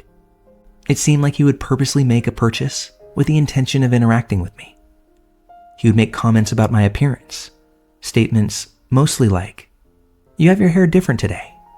Yesterday you had it down. You have new glasses." Or, "That's a different lip color than yesterday." He would always announce my name loudly and deliberately during every interaction. I felt uncomfortable, but I did my best to politely shrug it off. Around Christmas time, I was decorating the artificial trees, and he cornered me in the forest of them at the back of the store. He jumped out from behind one, and it made me jump. To which I was kind of pissed because I dropped a glass ornament and it had smashed. He bent down as well and tried to help by grabbing my wrist and telling me not to touch the glass. His grip was scarily tight and forceful, and his hands were clammy and gross. I slipped my hand out of his grip and asked if there was anything I could help him with. That's when it got weird. He pulled out a leaflet from his back pocket and told me that he was an artist and had a Christmas art show happening at the local church hall, and he wanted me to go with him. He told me that he was a painter, and he thought that I would like his work, which was strange because I had never indicated I was interested in art to him or anyone else for that matter. I asked him if he wanted me to pin the leaflet to the local event board, and he reached out, touched my arm, and said no. The invitation is specifically for you. He pointed his finger and jammed it right into my breast when he said, "You." So I'm standing there in a dark corner, obscured from view by artificial Christmas trees, just kind of cornered by this guy who was touching me. I cringed away and said that I was busy with my boyfriend that day. Sorry. and kind of scampered off. I remember feeling really strange after that. The fact he grabbed my wrist and jabbed his finger into my chest that way. I told a few of my colleagues about it, and they told me they would warn me the next time he was in the store, so I could maybe hang out in the storeroom until he was gone. Well, that memo must have missed a few of the temp Christmas staff, because one day I get told by one, "Your friend is asking for you at the tills." It wasn't unusual for my friends to stop by, as it was fairly popular for gifts, etc. So I was thinking that maybe it was my ex's mom or something like that. So I head to the till, and there he is. He's holding a piece of paper in his hand. I cringed, but he had seen me now, so I walk over and asked what he needed from me. He passed the paper over and asked me to open it. Folded up was a drawing of me with exaggerated breasts and cartoon-like eyes, watering the hanging baskets in a rather sexually geared kind of position. I kind of stood there and said thank you, but I couldn't keep it, as I thought it was inappropriate to take gifts from customers, however weird they may be. I handed it back to him, and he kind of looked at me with this angry stare. He then turned around and walked out of the garden center without another word. By this point, I had had enough. I knocked on my manager's door and told him about the whole scenario that just happened, including all the previous interactions that I had had with that man over the past year. My manager watched the CCTV and agreed that it was so strange the way he gave me this grotesque picture, and told me that he would talk to the man if he ever came back in. My manager praised me for my reaction to his advances and said I was doing the right thing, and that he would try to see him off the next time. The next day was a Sunday, and I wasn't due to work. My boss calls me and tells me he just received a call from headquarters stating that an anonymous caller had called in to report a staff member inappropriately coming on to a customer. The staff member they had described and named was me. The caller had said that I had been inappropriate towards him at work, offered to have sex with him, had led him on, and was obviously promiscuous, that I had been pursuing him for over a year. The jerk even described a fictitious relationship we had had and ranted loudly about how I had been cheating on my boyfriend before hanging up. HQ didn't believe a word, as my manager had already mentioned the guy to one of the higher-ups, but they thought it was wise to let me know about this crazy guy and suggest I report it to the police. The next day, I did just that. The officer I spoke to said that that man matched the description of a guy who was a local pest, somebody who would often harass young girls in the local area. He was also known to stalk girls in his car and had attempted to abduct a young girl 4 years ago. The police officers assured me that they would file a report and talk to him officially, and that he was not allowed in the garden center or anywhere near me again. And if he were to show up again, that I was to call the police and he would be promptly arrested.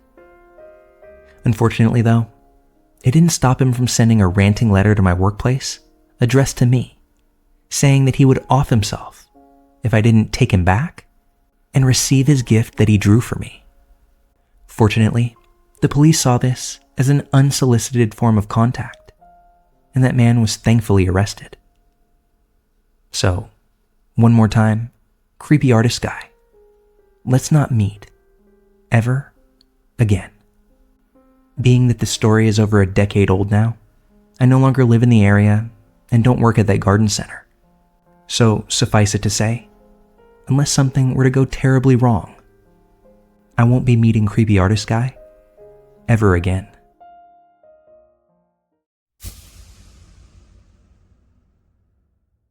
This happened a few years back when I was around 20 or so.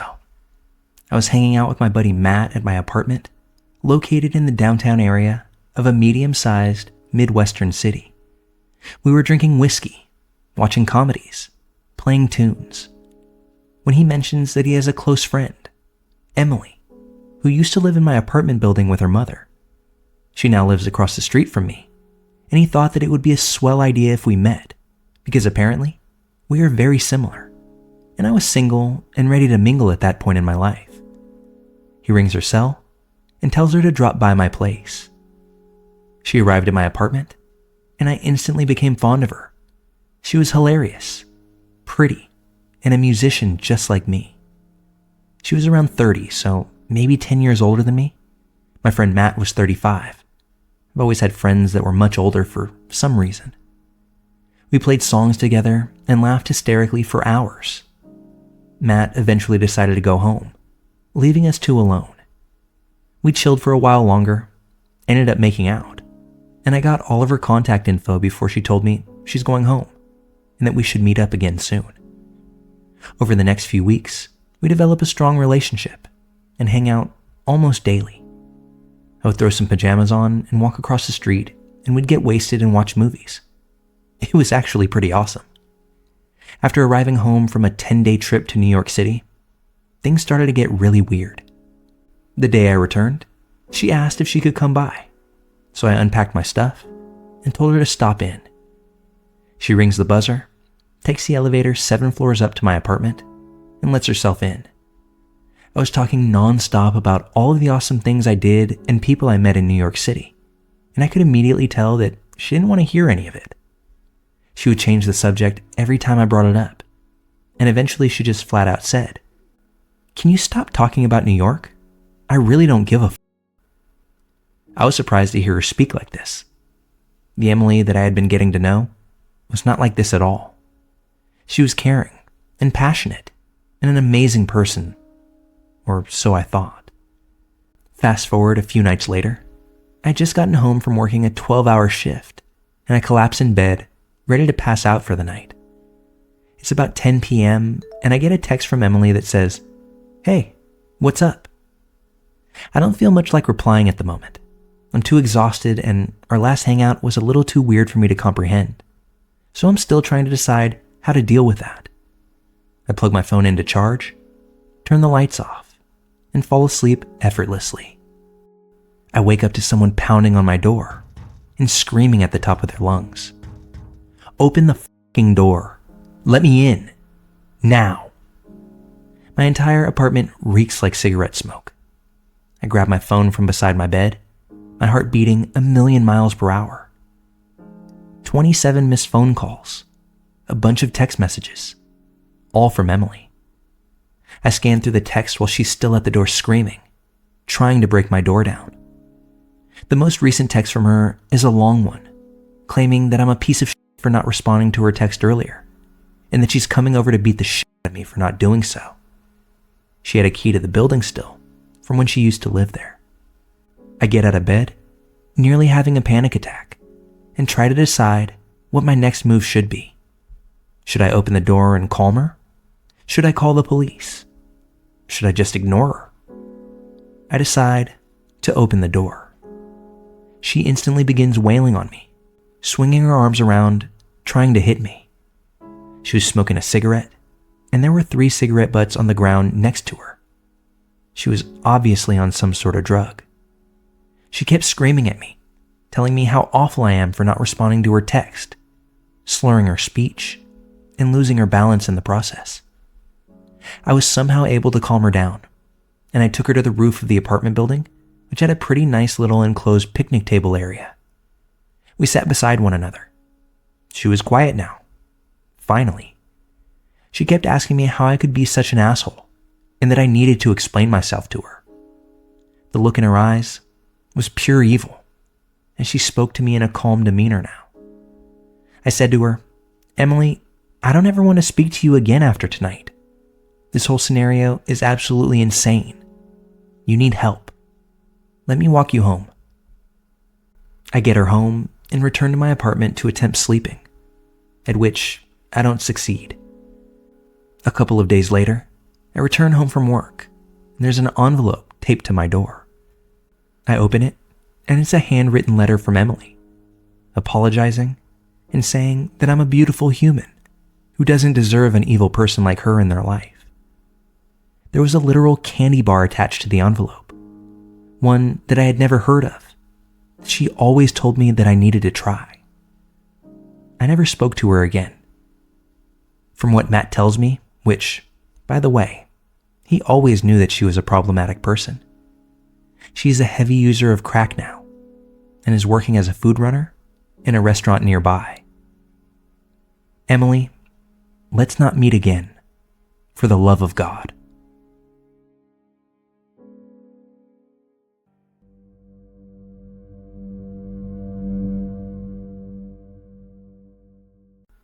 This takes place almost 30 years ago, in July of 1996.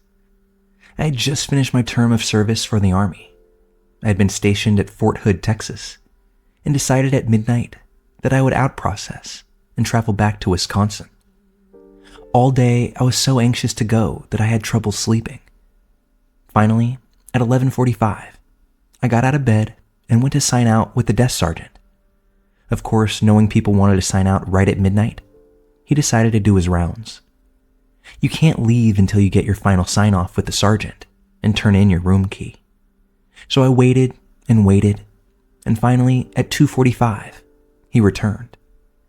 I turned my key in, got the sign-off, and at around 3:30 a.m., I was on my way. At first, I was so full of adrenaline that I felt like I could drive for days. Unfortunately, that adrenaline didn't last long, and by the time I was getting through Dallas, I was beginning to nod off behind the wheel. I decided that just past Denton, that I would pull over at the next rest stop and take a quick nap until the sun came up. I could barely keep my eyes open when I came up to a stop. I pulled over and got out of my car to get some air and throw something away, and also just to get a look at my surroundings. There were only about 3 other cars and 2 semi-trucks there. It was actually a picnic stop and not a rest stop, so there were no restrooms. I threw my trash away and glanced at a poster of a few missing people, but I really didn't pay any attention to it. I quickly went back to my car, which was a basic Geo Metro. No radio, no power windows, no power locks. I cracked the windows and turned on the boombox that I rode around with for some tunes and laid down to get some sleep. I was only asleep maybe 5 or 10 minutes when I felt my car gently shake. I cracked an eye open and looked around, didn't see anything, so I blew it off and went back to sleep. I then heard what sounded like my door handle being pulled and scratching right around where the key would go in. I then sat up quickly, but once again, I didn't see anyone or anything. I investigated all my windows just to be sure.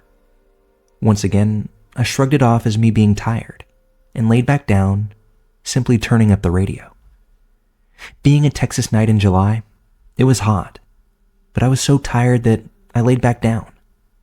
A few more minutes pass, and I heard the door handle again, and this time, the car really shook. I sat up straight and saw a man standing at the passenger side looking in. Even though it was hot and humid, he was wearing a red sweatshirt with the hood up, and I couldn't make out his face. Being young and dumb and just out of the military, I yelled at him, "What the f*** do you want?" He just stared at me, so, like an idiot, I got out of the car. Mind you, I'm not a big dude. I'm only about 5 feet 6 inches tall, but I was pissed. This man just walked off towards the picnic tables, as if nothing had happened. All the while I'm yelling at him that if he came back, that I would take him out. I decided then that I would just drive on from there. I got back in my car and went on my way. Even though I was so upset, only about 10 miles down the road, I was once again super tired. Luckily, another 10 miles down the I-35, there was another picnic stop. Not sure why North Texas doesn't have rest areas, but they don't. I pulled into the second stop and backed into a spot just in case I needed to leave quickly. Not sure why, but there was only one other car and no semi-trucks in this lot. I again locked my doors, cracked the windows, and turned up my boombox. I fell asleep right away, and about 30 minutes later, I hear a loud thud on my driver's side window. I jumped up and looked around, and no one was there. I got out of the car again, which I know was stupid, but I had my macho military attitude going. I didn't see anyone around. I assumed that it was my nerves from the other stop, so I got back into my car, locked the doors again, and closed my eyes tight. This time though, I was too amped up to fall asleep, so I laid there with eyes closed, and I felt as if someone was looking at me. And when I opened my eyes this time, I saw the guy standing there again. Red sweatshirt, hood up. I couldn't see his eyes or many other facial features, but from the light there was, I could see that he was smiling at me. I popped up quick and tried to quickly open the door and bump him away, but being a cheap geo, since the doors were locked, it didn't open right away. The man walked backwards, still staring right at me, and by the time I composed myself and got out of the car, he was about 30 feet away, still facing me. I remember it being pretty dark, but as I looked him over, he looked real skinny and tall, maybe 6'3", 6'4". But I still felt like I could take him with all of my military experience. He was wearing the red hooded sweatshirt, blue jeans, and green tennis shoes. For some reason, I thought the shoes looked odd. They stood out. I could see something glint in the light every now and then as he stood there staring at me. I didn't know then, but today, I believe that it was a machete. I quickly reached into my back seat and grabbed my baseball bat. I began yelling at him to come get some. Not sure why I said that. He started walking towards me, and I took a few steps towards him, not really thinking, solely on autopilot.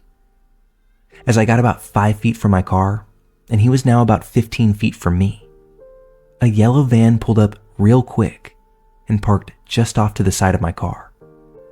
It was then that I finally realized what was really happening, and I saw two guys, also wearing hooded sweatshirts, in the van. Before they could get out, I ran back to my car. I left the keys in the ignition. Since I had backed in, I was able to cut the wheel hard right and peeled my car right out of there. I was so lucky that my car, being a manual, didn't stall because the other guys were out of the van and the first one was just about at my car. I jumped back on the interstate and didn't stop until I was about 20 miles into Oklahoma.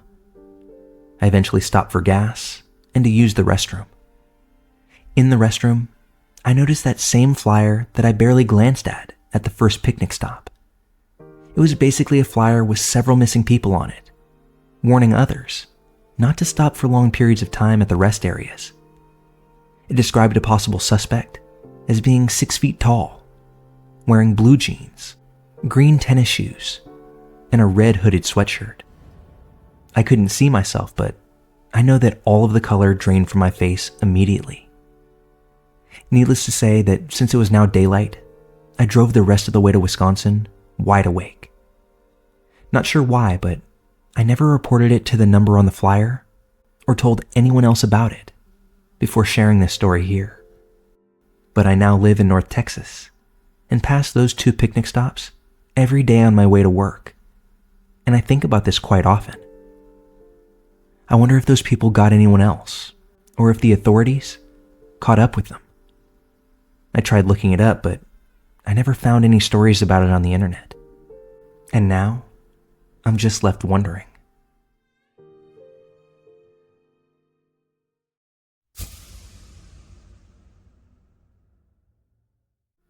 A few years ago, I, a woman, lived in my car. I was fresh out of college and overwhelmed with student debt. And being young, dumb, and 21, I thought car living was a good way to save money.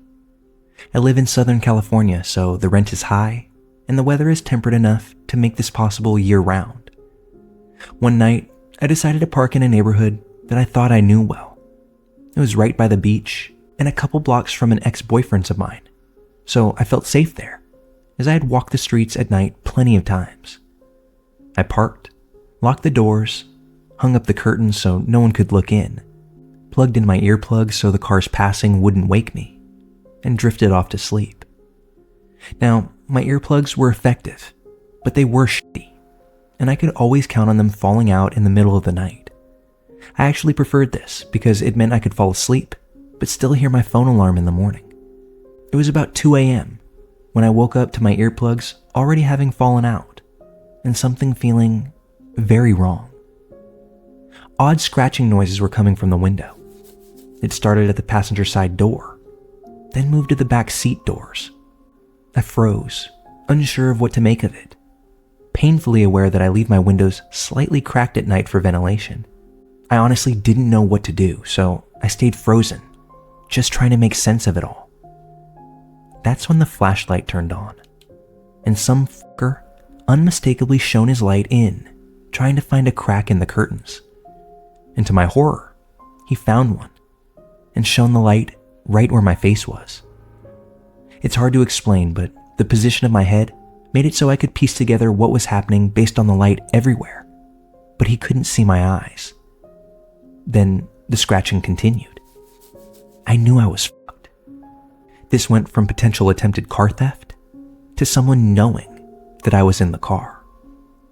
I'll give you a little more detail for clarity. I had up these psychedelic curtains at the time, very eye-catching and hard to miss. In retrospect, it was stupid, I know. I got black curtains immediately after this incident. This is why I suspect he knew I was in the car the whole time. He just put two and two together. Also, I don't know for sure, but the scratching noises sounded like he was trying to shove something in the cracks of my window in an attempt to grab my door lock, but failing to gain any traction because they were barely cracked. During this time, I slept with a bat and mace in my car, but I was literally paralyzed with fear and couldn't will myself to grab them. However, my last year of college, I took a class called RAD, which stood for Rape Aggression Defense, and remembered the number one rule: yell confidently and confrontationally at the assailant. I wish I could say I screamed something badass, but what left my lips was a loud, aggravated, and forceful, "Excuse me?" Like I was Link, yelling at the Princess of Hyrule. It was super lame, I know, but it echoed.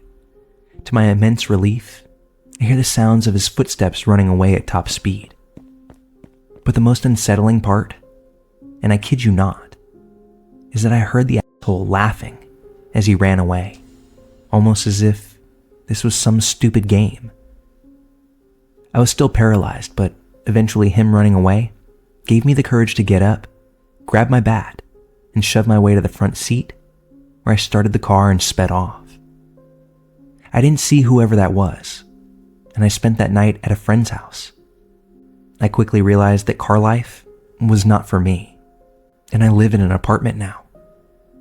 It wasn't until the next morning that I realized I had parked a single block away from a bar, and at the time of this incident, the bar had just closed.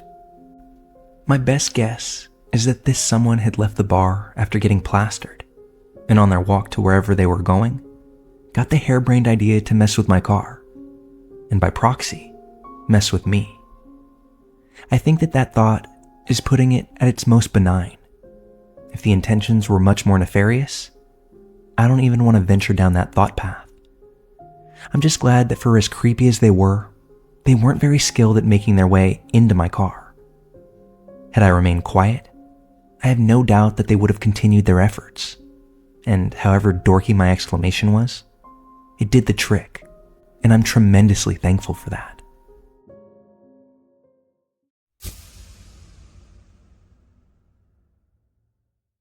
This is no doubt one of the scariest encounters I've ever had, and even more so, I was never able to find out who it was. A few years ago, I had moved into a new apartment building closer to my family. There were only 6 units to this building, 3 on each side, each stacked on top of each other with the main door to the building set in the very middle and the interior staircase splitting each set of the apartments. The second and third floor apartments each had their own little balconies, with the second floor apartments' balconies being close enough to the ground that you could probably jump off without hurting yourself. As a forgetful and clumsy person, as soon as I noticed this, I thought to myself, awesome. If I ever accidentally lock the sliding glass door behind me, I can easily hop down and go pick my second set of keys up from my mom.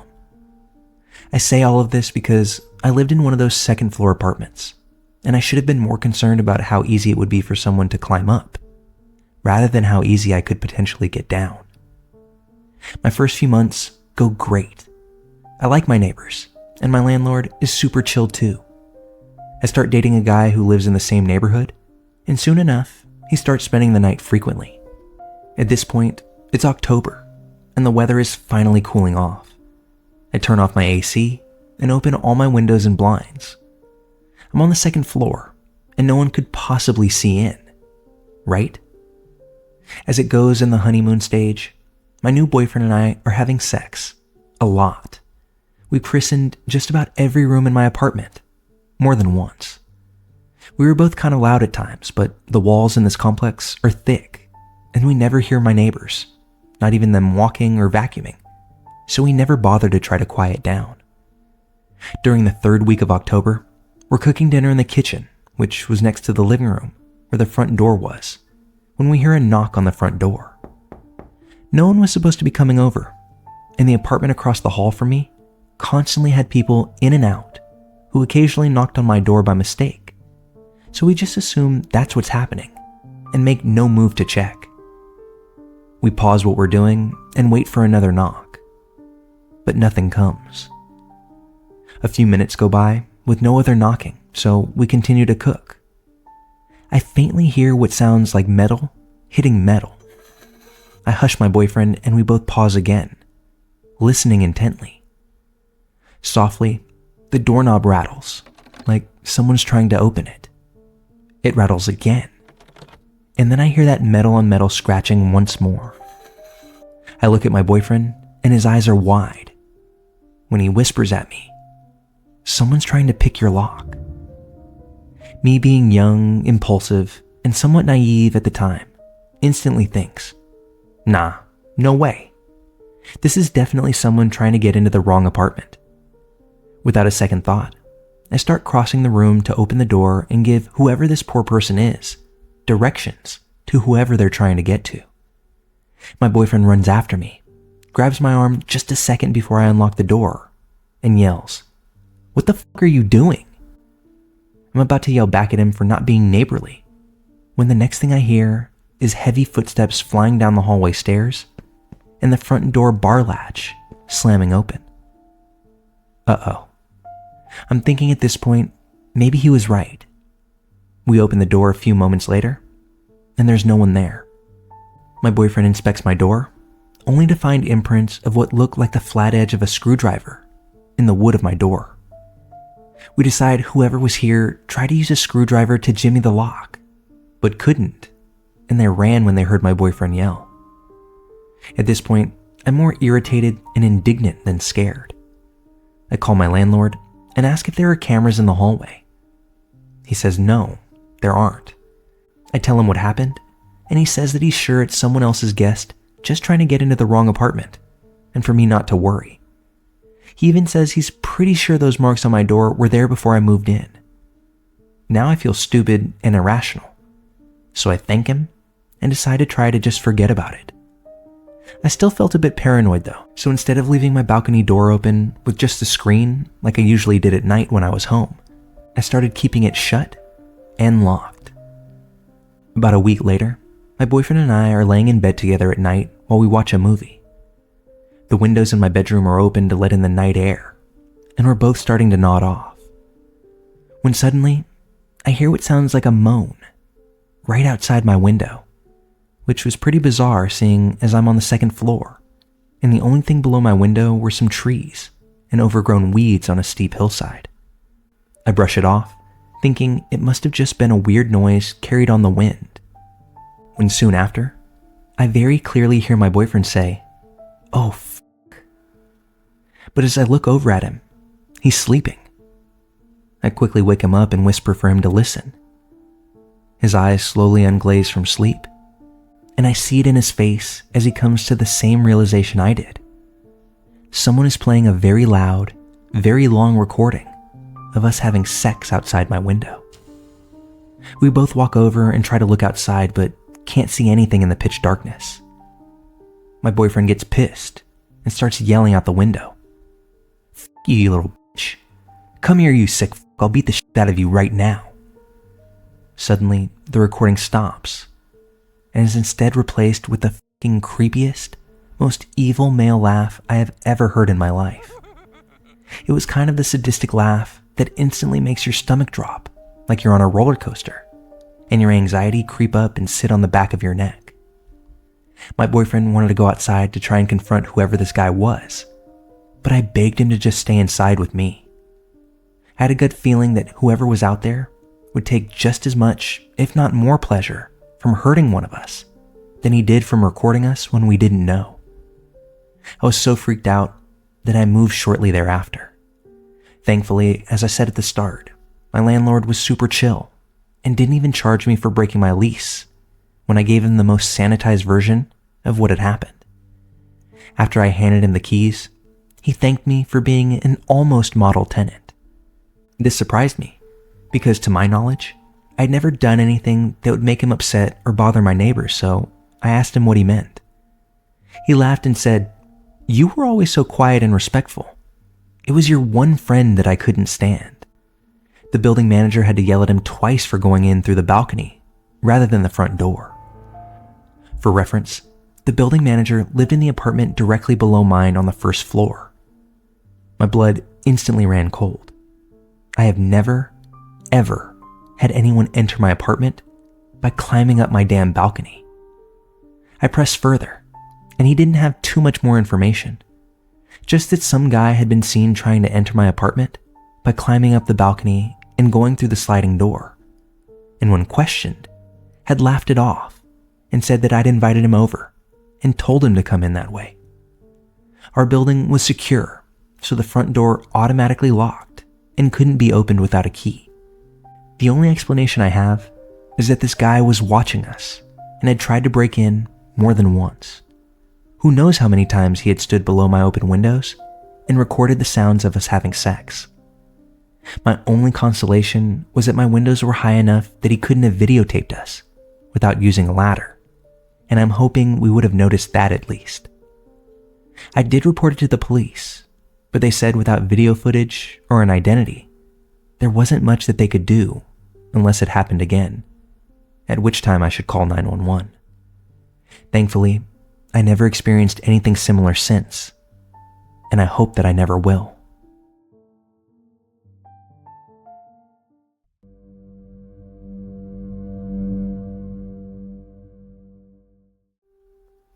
So before I begin, perhaps a little bit of background information would help you understand my story.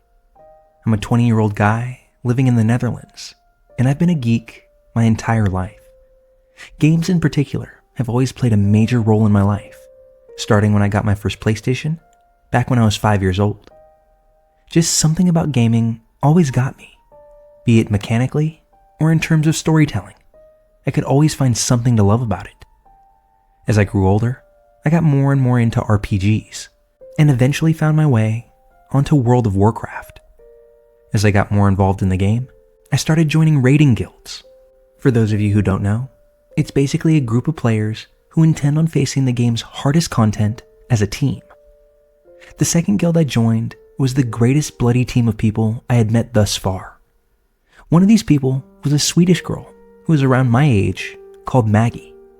We got along quite nicely.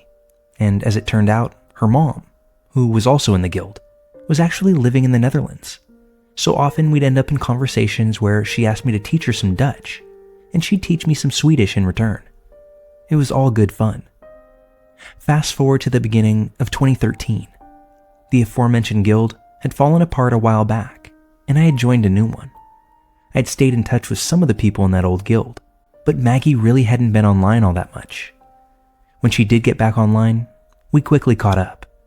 It turned out that she actually moved in with her mother and had spent the last couple of months improving her Dutch and attending a high school. She also started dating this guy called William, who was actually part of the same guild that I had met Maggie in.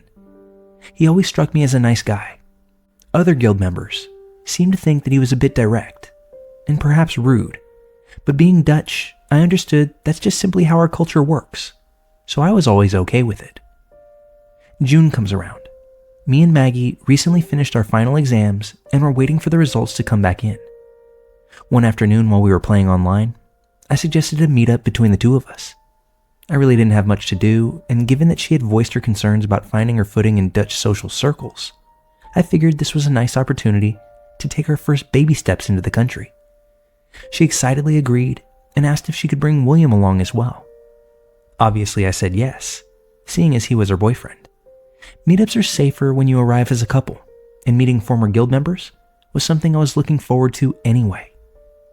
A couple of days later, I met them both in Rotterdam and had a great day. I showed them around the city since I knew it best. We had some nice conversations, a few laughs, and we ended the day by taking a trip to the Euromast. Before leaving, Maggie had to go to the bathroom, so me and William were waiting outside for her. Striking conversation, I said to him, "You two make a nice couple." "Thanks," he replied. "I freaking love her, you know. Honestly, wouldn't know what I would do without her at this stage." Back then, I didn't think much of that statement. It's just a thing people say when they are in love. So kudos to him, right? Maggie returned from the restroom, we said our goodbyes, and we parted ways. A few weeks later, we got our exam scores back. I had passed high school with flying colors, but Maggie wasn't so lucky. She had failed most of her exams. She told me she was going to be studying for the rest of the summer in order to properly prepare for her rerun of the last year of high school. I told her that if she needed any help, that I was willing to see what I could do, even while I was in college. She was very thankful and assured me that she'd let me know if she needed any help. Fast forward again to September. After our last conversation, Maggie had practically disappeared from the internet. She hadn't logged into World of Warcraft, she was never on Skype, and wasn't even online on Facebook anymore. I had asked William in mid-August how she was doing, and he assured me she was fine, so I thought nothing of it. I even admired her focus on her education. However, during my second week of college, all of that changed. I got into the metro and picked up a free newspaper in the seat next to me to pass the time. I vividly remember turning to the 4th page to read a headline saying, "Swedish woman, 19, from X city, stabbed in own backyard." It took me a few moments to even realize that she lived in that city now, and that she was 19. Even though the article didn't mention a name, I was immediately concerned. I quickly sent Maggie a text message as we exchanged phone numbers when we met up, just to ask her if she was okay. The rest of the day went by, and I heard nothing from Maggie. I eventually figured that if anything had happened to her, people would have most likely started posting things on her Facebook page. Concerned and scared of what I was going to find, I started typing her name into the search bar of Facebook. Sure enough, it was already filling up with messages from people who had heard she passed away from her injuries. After inquiring with some other former guild members, it turned out William had stabbed her. She had broken up with him after she got her horrendous test results back, and he wasn't all too pleased with that. In the aftermath of the incident, me and some other Dutch guild members went to her city to meet up with her friends from school, attend the memorial for her there, and to put some flowers at the scene of the crime on behalf of everyone she had played the game with. When we met up with Maggie's school friends, we found out William hadn't been half as nice as we thought he was. During the relationship, he had been very controlling of Maggie, and after the breakup, he began stalking her and sending her threatening text messages. She even went to the police to report it, but they told her they couldn't do anything for her at that stage. After that, she met a different guy and began dating him. William found out and, well, took matters into his own hands. Thinking back at this, the worst part just came to mind.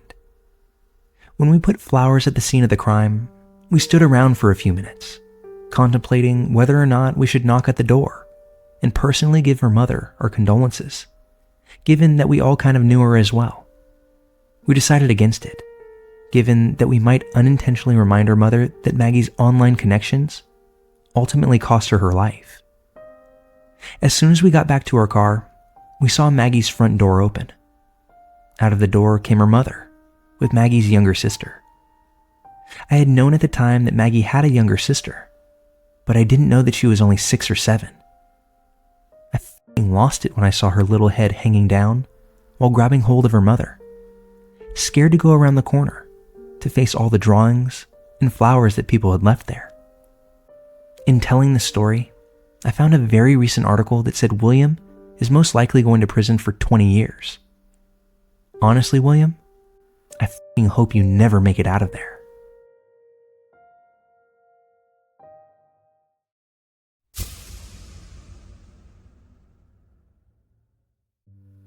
I was 10 years old when this occurred.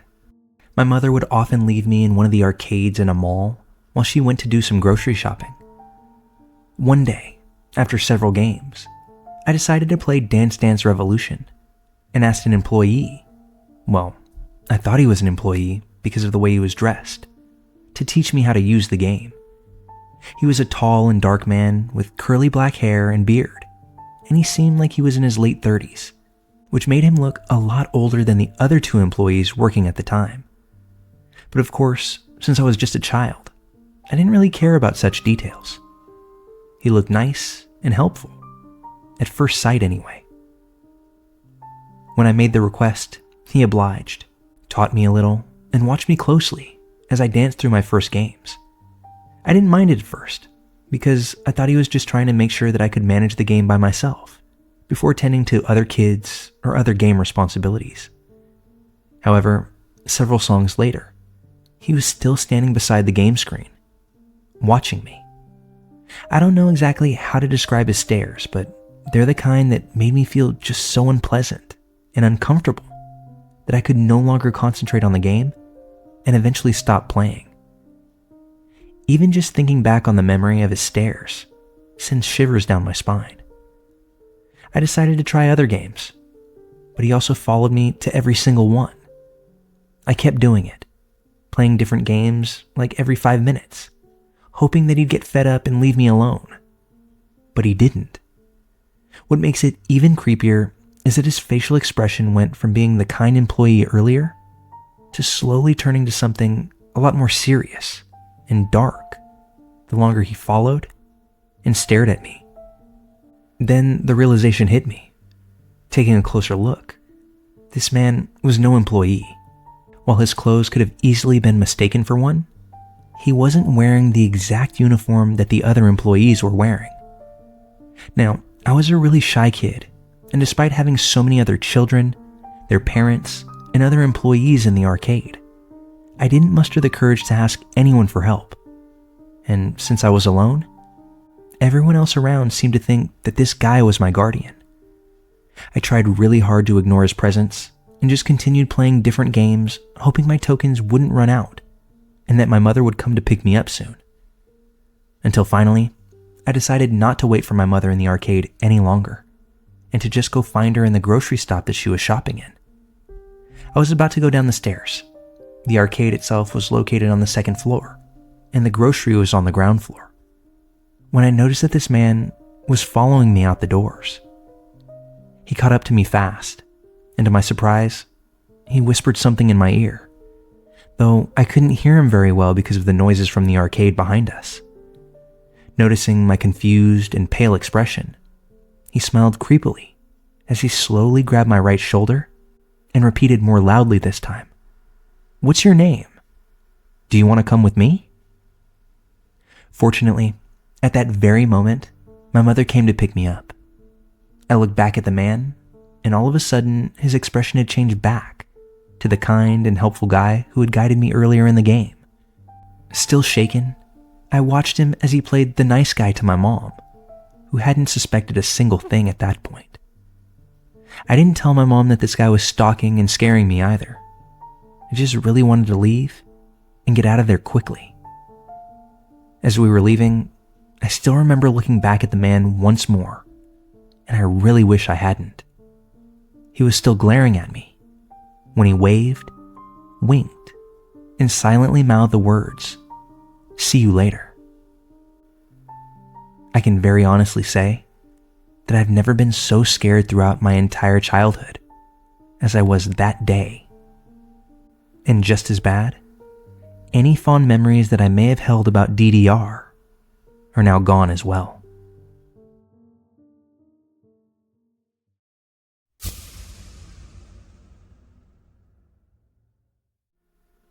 I was roughly 8 or 9 years old at the time of this story. I remember the attachable LCD for the PlayStation 1 had just come out, which would put this around the year 2001. My mother, my brother, and I took a little trip one afternoon to our local Toys R Us. My brother and I love video games, so we would typically skip the rest of the store and head straight to the electronics section. I guess my mom thought the store was safe enough to leave us in that area while she looked around. I mean, the place was well lit. The rows of shelves were relatively low. The section had its own checkout counter and attendants. We weren't alone, since there were two of us, and my brother is 2 years older than me. Anybody could have seen someone grab a kid, though the thing is, these sick fucks tend to think premeditatedly, cautiously stalking and luring out their prey until they are ready to strike. A detail that no parent should overlook. So my brother and I split up, checking out the newest games and accessories, when I noticed someone talking to my brother. The guy was definitely not an employee. He was tall, Caucasian, with a slim build, gray hair, buzz cut, and seemed to be in his 40s or 50s. They talked for a bit, and then the guy went about his business. I went up to my brother and asked him what the man wanted. My brother was quieter than usual, and simply stated that the man had offered to buy him anything he wanted in the store. My brother conveniently left out what he would have to do in return. As a kid, I guess I couldn't fathom the man's true intentions, and merely thought he genuinely was going to buy the gift and leave us alone forever. The only thing running through my juvenile mind at that moment was to grab the most expensive game console I could see. So naive, I now know. Anyway, my brother knew better. He declined the man's offering, and he told me to completely forget about the notion. When we eventually rejoined my mom and exited the store, we were walking towards the car and away from Toys R Us. I looked at the adjacent street and spotted that man. I pointed and told my mom about him. He was staring right at us as he drove away in his hoodless Jeep, possibly still reeling from almost getting caught.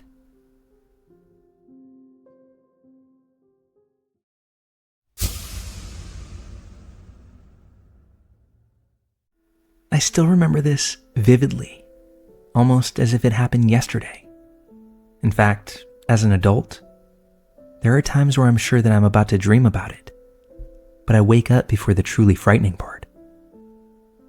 I was a kid playing a console video game at Snyder's drugstore back in 1984, as my father bought a card for my mom a couple of aisles over. A tall, skinny, red-haired man in his 30s came over and told me that he was a police officer and needed to bring me to the station to ask me questions about stolen candy. He grabbed my hand directly off of the arcade console and led me out of the store, across the parking lot, into the street. We cross over and I remember crying to the guy, telling him I didn't steal any candy. He pulled me behind a church, and that's when I suddenly hear my father screaming my name frantically. I look off in the direction that I hear the yells and see his green Woody station wagon. I point at the car with my free hand and yell, "That's my dad. He'll tell you I didn't steal any candy." Thankfully, my dad heard me, threw the car in park, came running over, and shouted for me to get into the car and to stay there with the doors locked. The guy let go of my hand and began running behind the church. I ran to the car, and my dad ran after the guy. I laid on the floor of the car, just freaked out by what was happening and too scared to look out the window.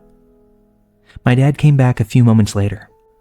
I'll never forget how white his hands were while gripping the ridges around the wheel, and there was blood running down his knuckles. He drove me home shouting the whole way to never walk away with anyone. I told him the guy said he was a cop. My dad started screaming incoherently in his native tongue about creepy liars trying to hurt kids. That night, my mom gave me a long talk about how some people are bad and they can't be trusted, how this world isn't a nice place, as she bandaged my father's hands. In that moment, I can remember my father whispering to my mom, "I think I knocked his tooth out, but I should have killed the bastard."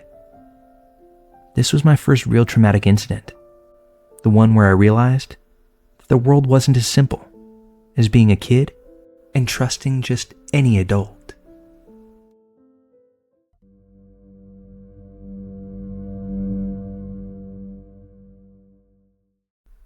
A little bit of backstory here. In my late teens, think around the years of 18 or 19, I was no longer getting along with my parents and decided to move out of their house. I wasn't able to get very many hours at my job due to being a full-time college student, which meant at my already minimum wage job, for the very few hours I did get, I wasn't able to save very much money. Due to limited funding, my now ex-boyfriend's mother invited me to live with them. Now on to the actual story. My now ex and his mom were very strange people. I later found out that it was because both of them were on very large amounts of drugs. We'll call her L and him B to avoid any naming issues. Anyway, L and B had a lot of very strange friends that sometimes would come and stay at the house for weeks on end. Not days, weeks. I was always taught to be polite to guests growing up, even if they weren't your guest, or even if they were overstaying their welcome, which is probably why things in this situation happened the way that they did. Elle had decided since it was a Saturday, she was going to go grocery shopping, and B had to go with her. I was asked to come along but wanted some space, so opted to stay home and be alone instead.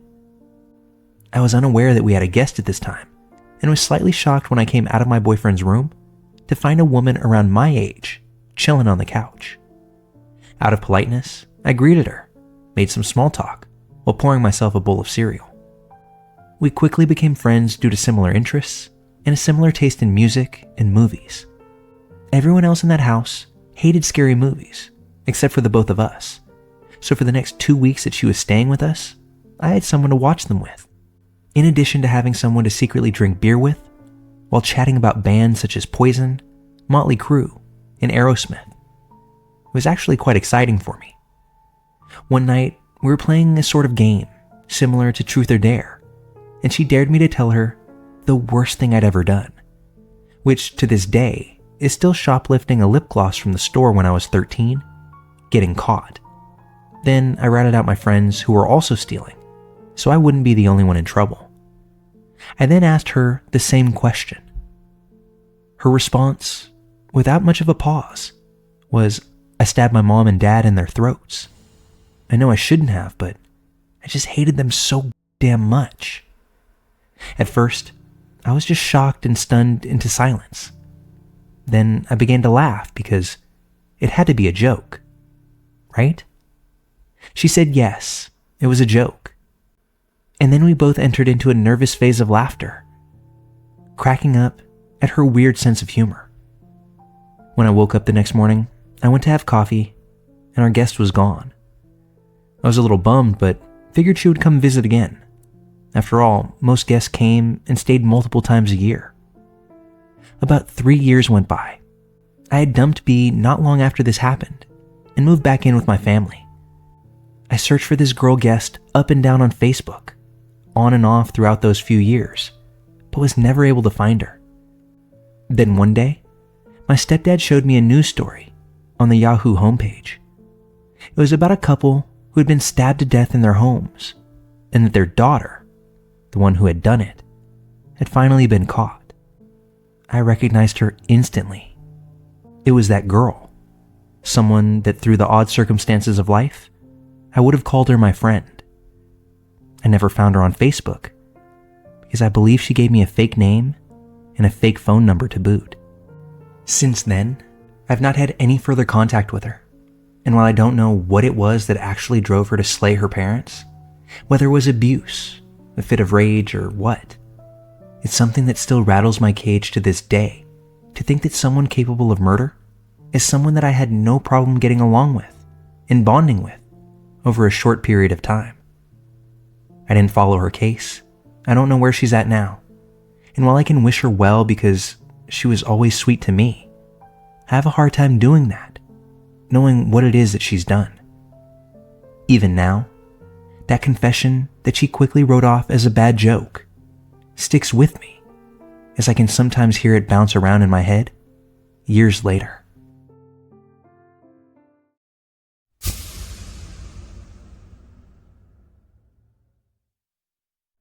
This happened to me about 2 or 3 years ago.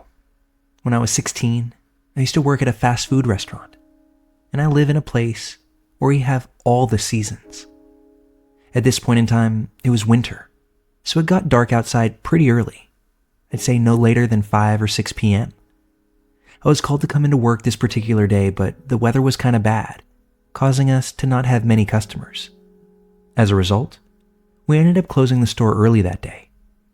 It was about 5:30 p.m. when my manager left, locking the store and making me wait outside for my ride. About 20 minutes had passed since she left, and I was really cold, so I decided, regrettably, that I would walk to a friend's house just a few blocks away, about a 10-minute walk, and wait for my ride there. The store I worked at was on a busy street that was near a residential neighborhood. As I walk away from the store, I started walking down the residential street behind the store. I was walking on the sidewalk to the left of the street, as there was only one sidewalk on the right side of the street. If I walked on the right sidewalk, I'd only be able to walk on it for a block. Then I'd have to walk the rest of the way on the road. There were also woods and patches of high grass on that side of the road. I felt it was convenient as well because on the left side of the street was my store, and there were no streetlights. I walked about 3/4 of a block when I started to get this feeling that I was being watched. The block was long, making it roughly the equivalent of 2 city blocks. The neighborhood was already dark at this point. I had pretty much reached the end of the block and was getting ready to cross the street when I noticed the silhouette of someone walking on the right side of the road, near the edge of the woods. This person looked to be about 6 feet tall, slender, so I'm guessing about 180, maybe 200 pounds. I couldn't make out any features though. I'm the type of person who's very aware of their surroundings and slightly paranoid as I've been followed, stalked, and nearly kidnapped before. I think you get the gist. So when I noticed this person, I stopped walking and immediately got a sick feeling in my stomach. That's when the man noticed that I had noticed him, and he proceeded to walk slowly before yelling out to me, "Hey, come here. I want to talk to you." I say back, "No, I'm good." And I begin to turn around and start the walk back towards my store. He continues to yell things at me, trying to convince me to come back towards his direction. At this point, something in me told me to run, and I did just that. As I'm running, I know I shouldn't have, but I turned my head to see if he was actually chasing me. And to my horror, he was. I turned up the speed and ran as fast as I could. Thankfully, as I reached the store, my ride had just pulled up. So without breaking stride, I ran to the car. As I tried to get in, the door was locked. It took me another 10 to 15 seconds for them to unlock the car, which, in this state, it felt like hours. But eventually, I got in, locked the door, and broke down crying. Now, I'm not gonna lie, kind of out of shape, so my back was hurting and my lungs hurt from breathing so hard. I was all frazzled. This was the first time I was chased on foot, and let me tell you, it's so much more scary, surreal, and intense being chased on foot than having someone follow you by car. To this day, I still have the added trauma from this incident, and it makes it hard to go anywhere by myself, especially when it's dark. I don't know when that man stopped chasing me, or even where he came from originally, but by the time that I made it back to my job's parking lot, and as I peered around frantically, I never spotted him. I know that there are stories here of people being murdered, or maimed, or hurt in some other way, so it may be easy for others to come to the conclusion that you're fine, nothing even happened. But it's situations like these that linger with you, far beyond just the moments where they occur. They influence how you live your life, the things that you don't feel safe doing, the spaces that no longer feel okay to inhabit. So yes, the fear that I felt from those minutes of being chased were for certain some of the scariest of my life. But it's the low level of constant fear they impart that is simply the gift that keeps on giving.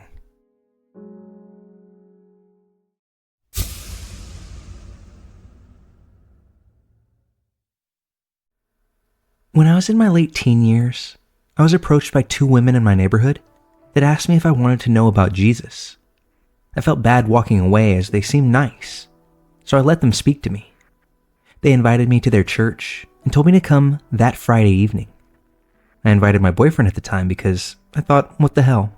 Maybe we can learn something new about religion. When we got to the church, they made everyone sit down and played a PowerPoint presentation about motherly love. It was mostly about animals and how animal mothers have love for their babies. For some reason, it was hilarious to me and my boyfriend, and we had to stop ourselves from laughing. It was called the Church of God, and they basically believe God has two counterparts, and one is a woman, known only as God the Mother.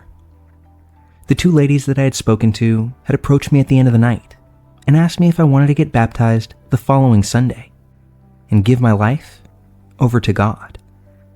I told them I needed to think about it because I still don't know much about the religion and wasn't sure of my relationship with God just yet.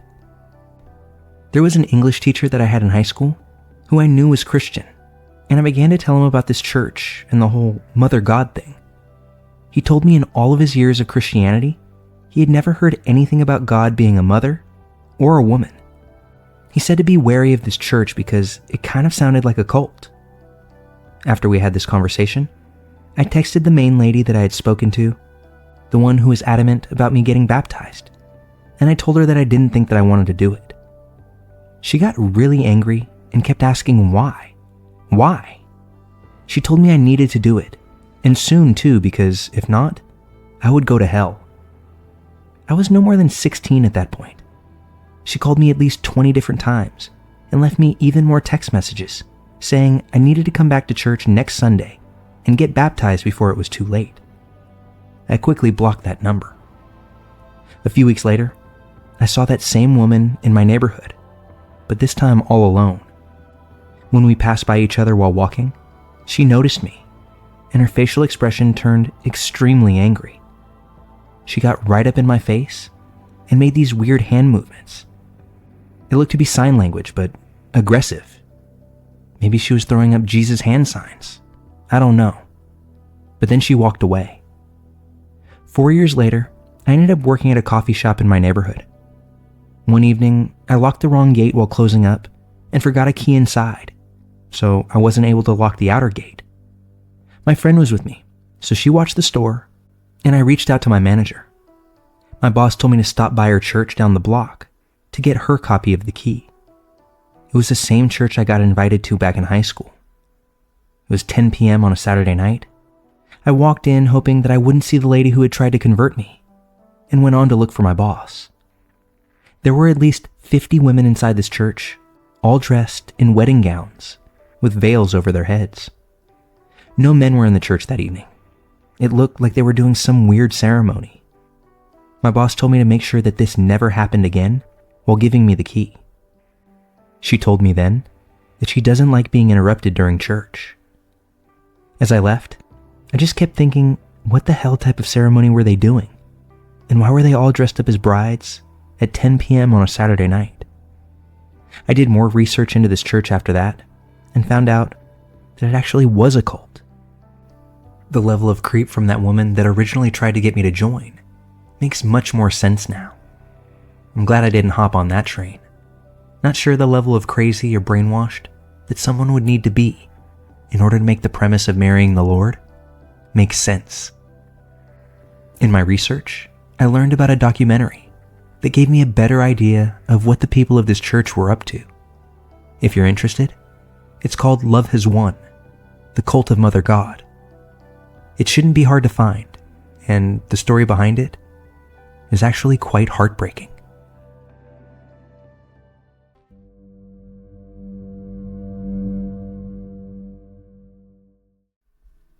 I live in a county that was pretty rural until the last 10, maybe 15 years. The biggest town in our county is pretty crowded now. Overcrowded, and I hate it. I moved from there to the countryside. I like where I live, except it can be really creepy at night, because for miles and miles, it's dark, and there are absolutely no streetlights. One thing about this county is that the main roads tend to get backed up really quickly if there's an accident or whatever else that may contribute to it, so it pays to go the back roads. The back roads, like any other rural place, are less populated more dark, lots of trees, and no sidewalks. Anyway, a few years back, something happened that almost made me stop using back roads altogether. I was driving home kind of late one night. I decided to take one particular back road that shaved off 10 minutes from my journey home. I was tired and had to get up early, so I was going fast, trying to get home as soon as I could. This road is a little more populated than some, but it's still super spooky in various stretches because huge trees grow alongside the road, and their branches and leaves make a tunnel of sorts. So I'm zipping through and round a curve, when up ahead, I see what I thought was a giant garden flag. You know, the flags that people put up in the spring in their yards? Well, I thought it was a weird flag because it seemed like it was fairly tall and large. Plus it was in the middle of the road. As I get closer, my headlights hit it, and it's not a flag. It's a person. A lady. She was wearing a red fez. Pause. I live in rural Maryland, and you just don't see a fez every day.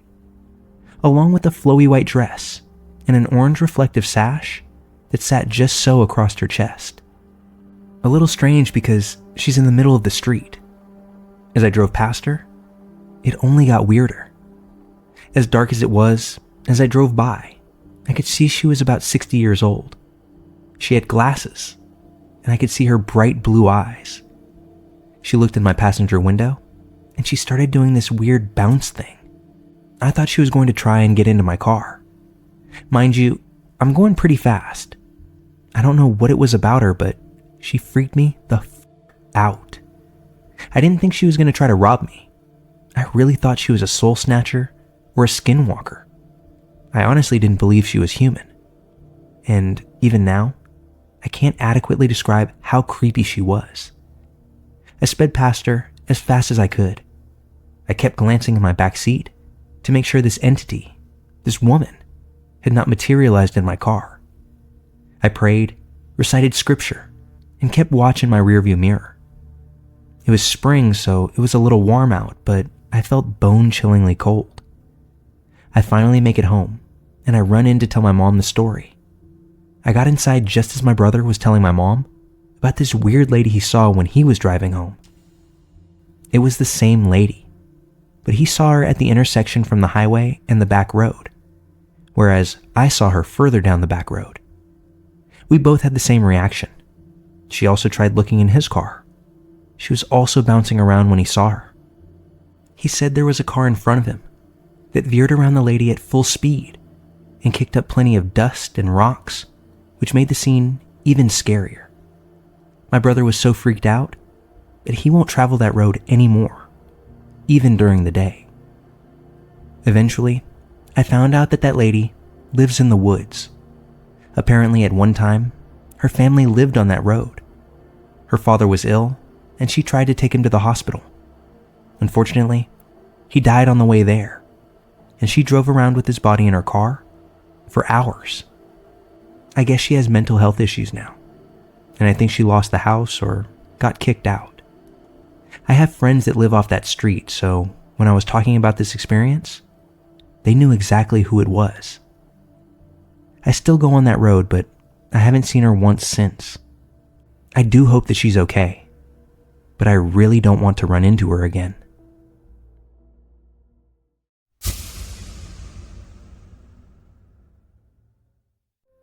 Recently, I was having some trouble with neighborhood kids knocking on my door and running. I have severe PTSD from my time spent overseas, so this was causing particular issues at home. I was in contact with a police officer in the area who my mother knew. We met up at a coffee shop to discuss what I could do to make myself feel safer at home. This was all going fine until my mother brought up an old story from my childhood about when our house was broken into. My memory of this is waking up on Christmas morning and only having one thing under the tree because everything else had been taken. I was too young to really remember it, but I'm 35 now, and not one person has spoken to me about it since childhood, so I always just thought my version was correct. Except, it really wasn't. What actually happened was, My mother woke up in the night having heard a noise outside. She knew that there were burglaries going on in the area because my uncle, who lived next door, had his Christmas presents stolen. This is apparently where I must have confused the story. She got up in the dark and went down the hall to my room to pick me up. I couldn't have been more than 2 years old, but was wide awake, just standing up in my crib, wide-eyed. My mother flicked on the lights, and I said something to her about a man. She was freaked out then. We were all alone in the house, and when she looked down, she saw small patches of burned carpet and spent matches in my room. Whoever it was, they'd come in through the downstairs, lit matches, and dropped them at random at various spots in the house, obviously while still lit. My mother remembered that she could follow the entire trail from the back of the house to my room. Now back to the present. I'm staring at my mother in the coffee shop, coffee halfway to my face, and she's like, "What?" I said that I didn't recall this. I recalled something else. I told her quickly what my recollection was, and she was like, "Oh no, that was Uncle. We nearly died in a house fire." It was at that point that I had a fucking existential crisis right there in that coffee shop booth. I've been deathly afraid of fires all my life, to the point of having night terrors as a kid, with no explanation. Now, more than 30 years later, it makes so much more sense why I've held on to what I sincerely thought was an irrational fear of going up in flames.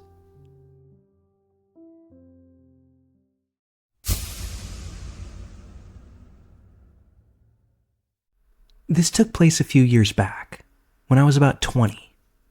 I lived in a mid-sized college town with a pretty low crime rate. The apartment complex I lived in primarily housed students. Given that it was early August, before fall classes officially began, the complex was empty. To make matters even worse, it was the brief period of time between August 1st, when leases ended, and August 15th, which was move-in day. So the only people at the apartment complex would be people that not only stayed in town for summer, but also had renewed, or at least extended, their leases. That being said, the complex was empty. Seriously, I swear there was maybe a handful of people living in this complex, which probably housed around 300 people during the school year. That night, I was just chilling in the living room, playing video games and doing whatever. All of my roommates had moved out a few days prior, so I was completely alone. Around 11:30 p.m., I was in the kitchen cleaning when I went to throw something away and noticed that the garbage can was almost overflowing. I took the bag out, immediately noticing that whatever fruit I had thrown away the other day was definitely beginning to rot. At this point, I headed to the front door to take the trash out, when I was suddenly overcome with this feeling, a feeling of dread, I suppose. I don't know quite how to explain it, but I just remember a cold feeling washing over me and my stomach sinking. My intuition was telling me that I shouldn't go outside, but of course, being the idiot that I was, I decided to ignore that intuition, primarily because the trash bag stank, and I didn't want to have to smell it first thing in the morning tomorrow. Plus, the dumpster was right outside my building. It would take me maybe a minute tops to take out the trash. So I gathered up the bag and headed out the door. Since it was such a short walk, I decided not to even put on any shoes. So here I am, walking barefoot down the steps and into the parking lot, carrying a trash bag and a box of recycling, wearing just shorts and a tank top, when I noticed something off. The parking lot, which would have 25 to 30 cars in it normally, was empty except for my car and two others. The odd thing was that one of the other cars was on, idling, with the headlights turned off. It was a white truck, kind of beat up and old, with a ladder on top and some boxes. Hard to tell. That parking lot had a grand total of one single street lamp. I thought it was odd because it definitely looked like a work truck, given the ladder. There was no reason for that truck to be parked here at night, especially not with people inside. I was about halfway to the dumpster when I finally got close enough to see who was sitting inside that truck. From what I could tell, there were at least 2 men, late 20s, early 30s, sitting in the truck. The guy in the driver's seat, closest to me, didn't notice me initially, until the guy next to him pointed in my direction. As soon as that man turned towards me, my blood ran cold, and I briefly paused. My gut was telling me to run back up into my apartment. Of course, I didn't do that. I reasoned that perhaps they were waiting for someone, or maybe it was a drug deal. I thought it would look worse if I suddenly bolted instead of just throwing my trash away as planned. So I continued walking towards the dumpster, trying to make it look like I didn't care about them at all and was just casually taking out the trash. All the while, the 2 guys in the car continued to talk to each other, pointing and gesturing towards me. I couldn't make out what they were saying, but the window was rolled down, so I definitely heard them talking. When I finally reached the dumpster, the 2 guys had gone silent. They were now just staring at me, leering more like. I slowly lifted the trash bag above the dumpster, and as soon as I let it go, the truck immediately reverses. That's when I say screw it, drop the box of recycling, and take off running. I hear the tires of the truck literally squeal behind me as I'm sprinting across the parking lot. I hardly even notice the sharp pieces of rock and other debris that are stabbing into the soles of my feet as I run. I made the quick decision to run up a different staircase than the one I had come down in an effort to throw them off. I get back into my apartment, slam the door shut, then lock and deadbolt it. I ran to the sliding glass door that leads out onto the balcony, made sure that that was locked. I'm a little bit paranoid at this point, but hey. Then I closed the blinds. I took a split second to catch my breath before I realized that the blinds of my bedroom window were most likely open, and my lights were definitely on. I jogged to my bedroom, turned off my lamp, then slowly approached the window. That's when I noticed the truck, still no headlights, creeping through the parking lot. This one is on the opposite side of the first parking lot. The apartment building was situated in between them. The truck stops right beneath my window. I hit the ground as quickly as possible, hoping that they didn't see me. It's absolutely silent for a few moments before I hear someone shout something that sounded suspiciously like, "Damn it." I didn't dare look out my window again. I just sat there, curled into a ball on the floor of my bedroom. After a few minutes, the sound of the truck's engine began to fade. I peeked out the window then and was thankfully met with the sight of an empty parking lot. I didn't sleep a wink that night.